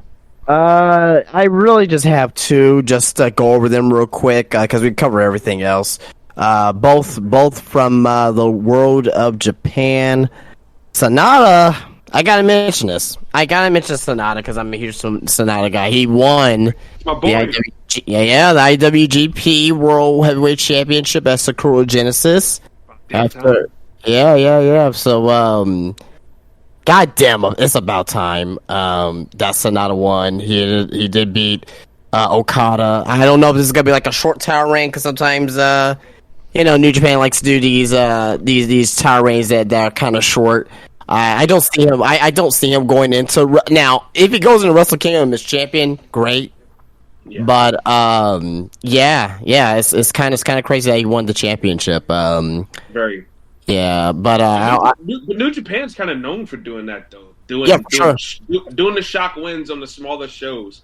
That's why I think it is going to be a short reign. I think he's going to hold it for like maybe 2 or 3 months tops, if even that. But I don't see him walking into Wrestle Kingdom as champion. yeah, I would love that. I would love that personally because I love Sonata. Sonata's the man in my opinion. the only thing I kind of wish that he didn't shave and he didn't change like his look or whatnot. But I understand why he did. But like, God, man, the look that he had was just fucking incredible, and Yeah, he doesn't have I it. love it too. But Yeah, I'm gonna miss the Cold Skull version of Sonata. Yeah. I thought he was great in Lij. He was really good, really good. And I guess Naito and Shingo, they definitely overshadowed him. So I guess he had to step out of the shadow and do his own thing now. So and I'm cool with that. That's fine. Now, if he's champion for a couple months, that means he's gonna walk into Forbidden Door as champion. Ooh. And I'm kind of wondering what kind of match he will have at Forbidden Door, and against who? You know what I mean? That's gonna be Sonata versus MJF does not sound good to me at all. No, it doesn't. It doesn't. So that's a damn good, interesting question. Would they work the Ring of Honor champion against Sonata? Claudio, that could work. Yeah, because I love Sonata and everything, but I just don't know if him being like a lot of the American fans, they don't know who he is. So, right. So I would just put him against a worker. I wouldn't even put him against a guy like MJF. Yeah, because MJF would destroy him on the mic, and Sonata is Japanese. He ain't gonna go back and forth with MJF. Like who the fuck are you? Yeah, like it's gonna be bad for him, Yeah, I speak Japanese. That'll be about it. Yeah, it's not gonna be good. And the other thing, just want to cover real quick. The first time in over 10 years, all three major Japanese promotions are going to do a pay-per-view together or show together. So All Japan, Pro Wrestling Noah, and New Japan, they're going to have their All Together Again show. That's coming up in June the 9th. So New Japan has a very big month in June because you have I was gonna say it's not Genesis, it's Jesus Christ, Dominion. They're gonna have Dominion. They're gonna have All Out. Not All Out. Jesus Christ, I'm losing at this point. I'm getting a little tired. All Out's another pay-per-view. They're gonna have a Forbidden Door, and they're gonna have this pay-per-view. So yeah, New Japan's gonna be busy for the next, in June for sure. So I don't know. Yeah. How. I don't know how they're gonna manage all three of these potential pay-per-views, and how to put on so one show, which is their second biggest show of the year. You got Wrestle Kingdom, then you got Dominion, which is like their SummerSlam or Royal Rumble or whatever, and then you got this all together again pay-per-view, and then you got Forbidden Door. So that's a lot of booking there for Rocky Romero and Gato. But yeah, that's it. That's all I got. Nice. And that sounds like that's the end of the show. That's all the topics we have. Great show, guys. We did 3 hours and 17 minutes. So we gave everyone their money's worth. But I want to thank everybody for coming on. I want to thank Justin, of course, my partner in crime on this show. Thank you. Absolutely. I want to thank Ruben for coming on. Of course, anytime. And RJ for making a surprise cameo. Mr. RJ. No problem. But I want to thank all you gentlemen for coming on the show. And go ahead and plug yourself, boys. Whoever wants to start. I'll just make mine quick. You guys know where to find me. I'm on Instagram, SpinebusterTees, SpinebusterTees.com. As you guys know, opened up my store over the last couple weeks, and so far so good. Got a lot of local talent here. I'll keep this hidden for now. There is one major talent that may come into the shop. But I'll just keep it at that. But it's a big deal. It's a major deal. I'll just keep it at that. Ooh. Not for like autograph sign or anything like that, but just to come visit. But even at that, it's still a fucking major deal. I'll just keep it silent for now. But yeah. Just follow me on Instagram and SpinebusterTees on Instagram. So yeah, Guess I go.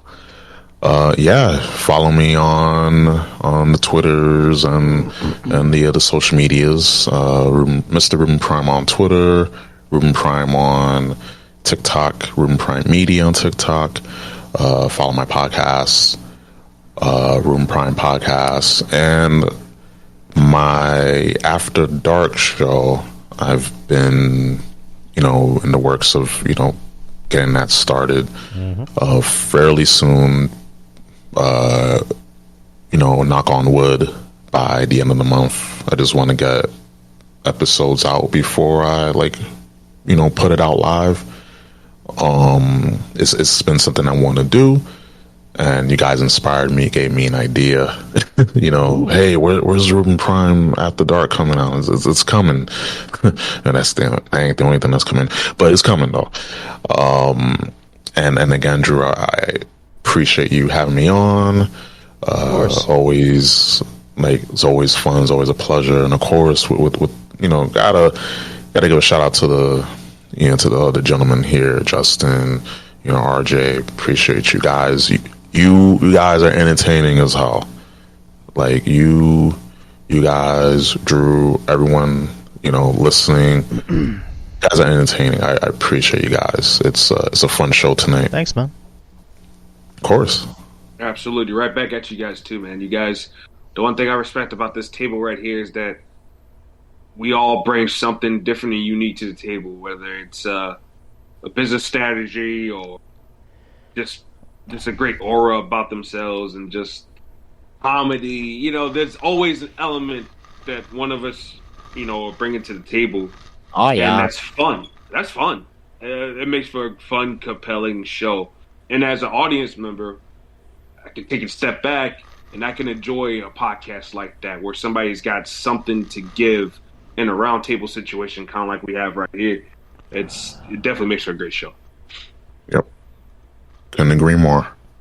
And I love that, and I love it. I enjoyed this show thoroughly tonight. Kyle saying fantastic show. Thanks, Kyle. And thanks, Kyle. Just the fact that we can just make everything entertaining. Oh yeah. Just laughing our asses off, just going off topic. It's just, I love it. I look forward to these shows every week. I love it. Awesome. And RJ, plug your stuff, man. You can follow me on Twitter at LilRJ Unlimited. Well, anything and everything that I say is unlimited. It has no limits whatsoever. So if I want to talk about fucking your moms, I'm going to talk about fucking your moms. That's it. Not my mama. Jesus Christ, man. She's not safe. Jeez. She's not safe. I'm going full Dijak mode. She's not safe.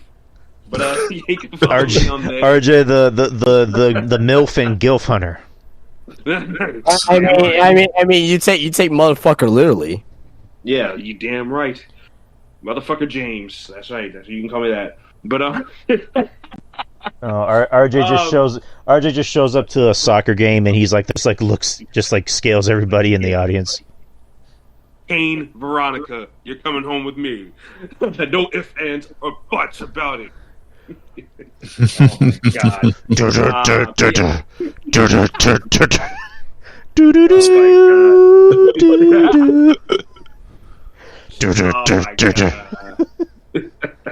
I got another jacket too. Let me come in you if you want to live. Just open your mouth and hold your tongue out. If I'm not fucking your mom, then somebody dies.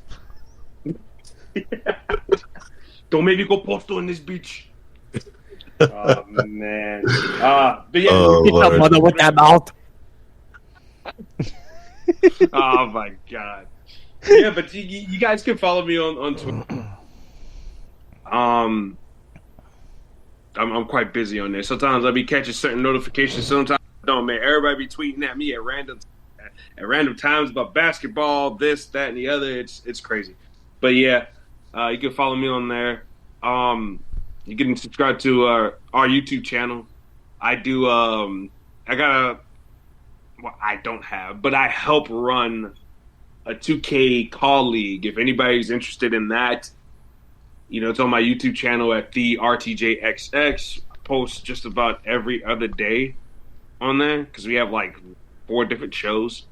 So, including one dedicated to tag team wrestling. So, like, Nice. if anybody's interested in that likes watching content creators come up with original concepts and have original characters and just like watching them grow and wrestle and this, that, and the other, I got you covered over there. So the RTJXX is where you can find that. You can follow the pages at CCW Culture on Twitter as well.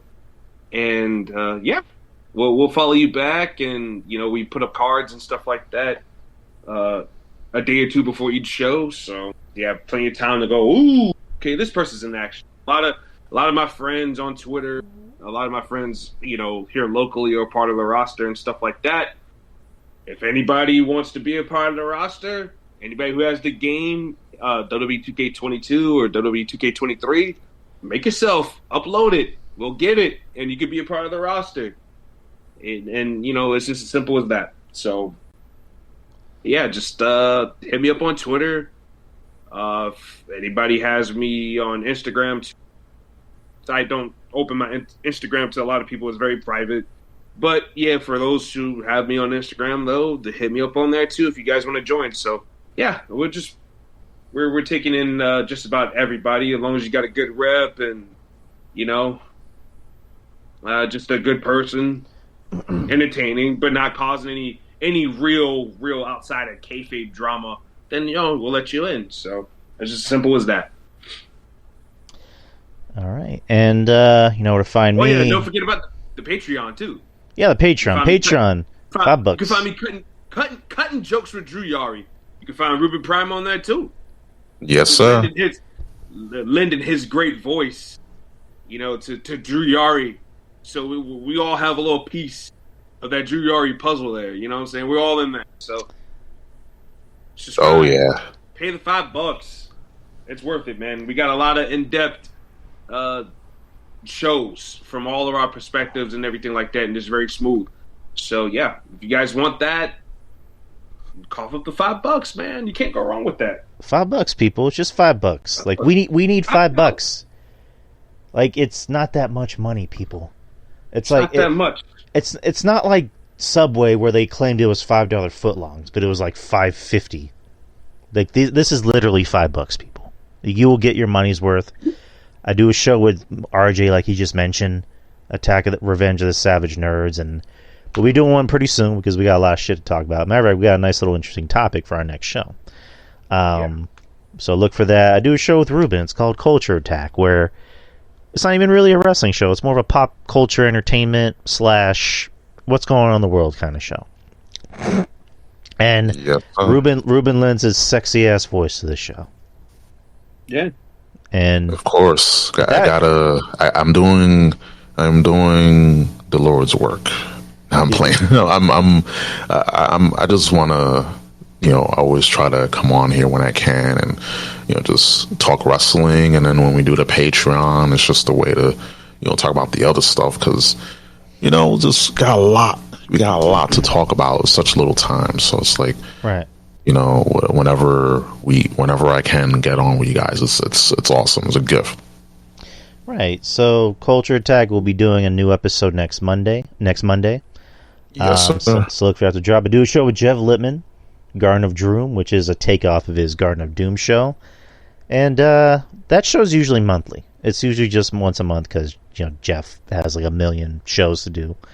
So whenever we can do that show, it's fun. So it's just me giving him a homework assignment, and then him educating the masses, as only Jeff Lippman could. So it's just $5 a month, people.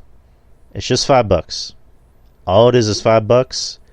Just cop up the $5, or RJ's gonna fuck your mom.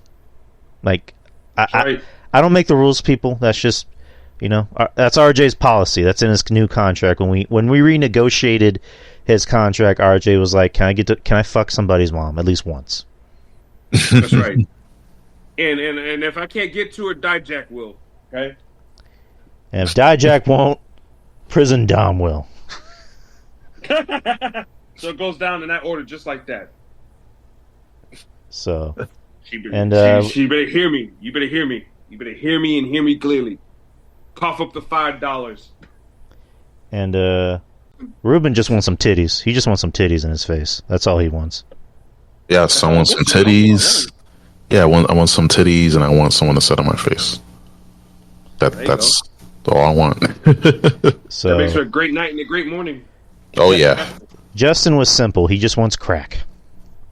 Plenty of crack. Motherfucker. So CM Goov wants to know: are you going to pay Arn his money? That's a good question. All my earnings are going to Arn. We'll just keep it at that. We don't need Arn on our case anymore. Yeah, please, for the love of God. Oh man, but Pay this man his money. yeah, I just won $750 on DraftKings tonight. So there you go. were you going for the Pelicans? No, I don't give a fuck, man. I was playing fucking DFS fantasy, so $750 is gonna go to the shop, straight into the shop. So Nice. Oh, you won $750. Justin. yeah, Oh, yeah, I won you- $750. Oh, I thought you said you lost $700. Oh, so, like you won. No, That's I good. won. No, I won. Oh, cool, sweet, Yeah, awesome, just going straight into the shop. Yeah, well, some crack too, but Months of. There you go. That's all. That's all you need. Motherfucker, come on, give me $50 worth, motherfucker. It's like you get to the store. It's like, but it's closed, and you cheer, "Get the fuck out!" You don't give a shit. It's like, why are you closed? It's like barely 2. We don't get the fuck out. Oh man. But Twitter. I'm on Twitter mainly. The Drew Yari Show. Most of you know where to find me. I'm on Instagram. That's not really a show thing. It's more of a personal thing. And then I have a Facebook page. I'm not really on there that much. And the show, you can find it anywhere that podcasts are distributed. And this show usually goes up Friday morning. I might just put it up a little early for you. I got time. So, but and then of course the Patreon. And $5 a month, people. Just $5 a month, and your mom will be safe, or she won't. You never know. But anyways, guys, take care. Have a good week. Oh yeah, I was going to ask you something, Justin. So this Saturday we're going to do the Q&A. Yeah. Would you be willing to move the Q&A to Sunday? I don't have an issue. Well, let me think. Am I doing anything Sunday? Well, I mean, because I work till 6, so it'll be after that, right? Right. It'd be at the same time though. It'd just be for that day. Yeah, that's cool. All right, you heard it here first, guys. This Saturday's Q&A will be moved to Sunday, just temporary. But anyways, guys, we will see you this Sunday, and we'll see you next week. So take care, guys. Have a good week. Have a good night, and peace. Peace.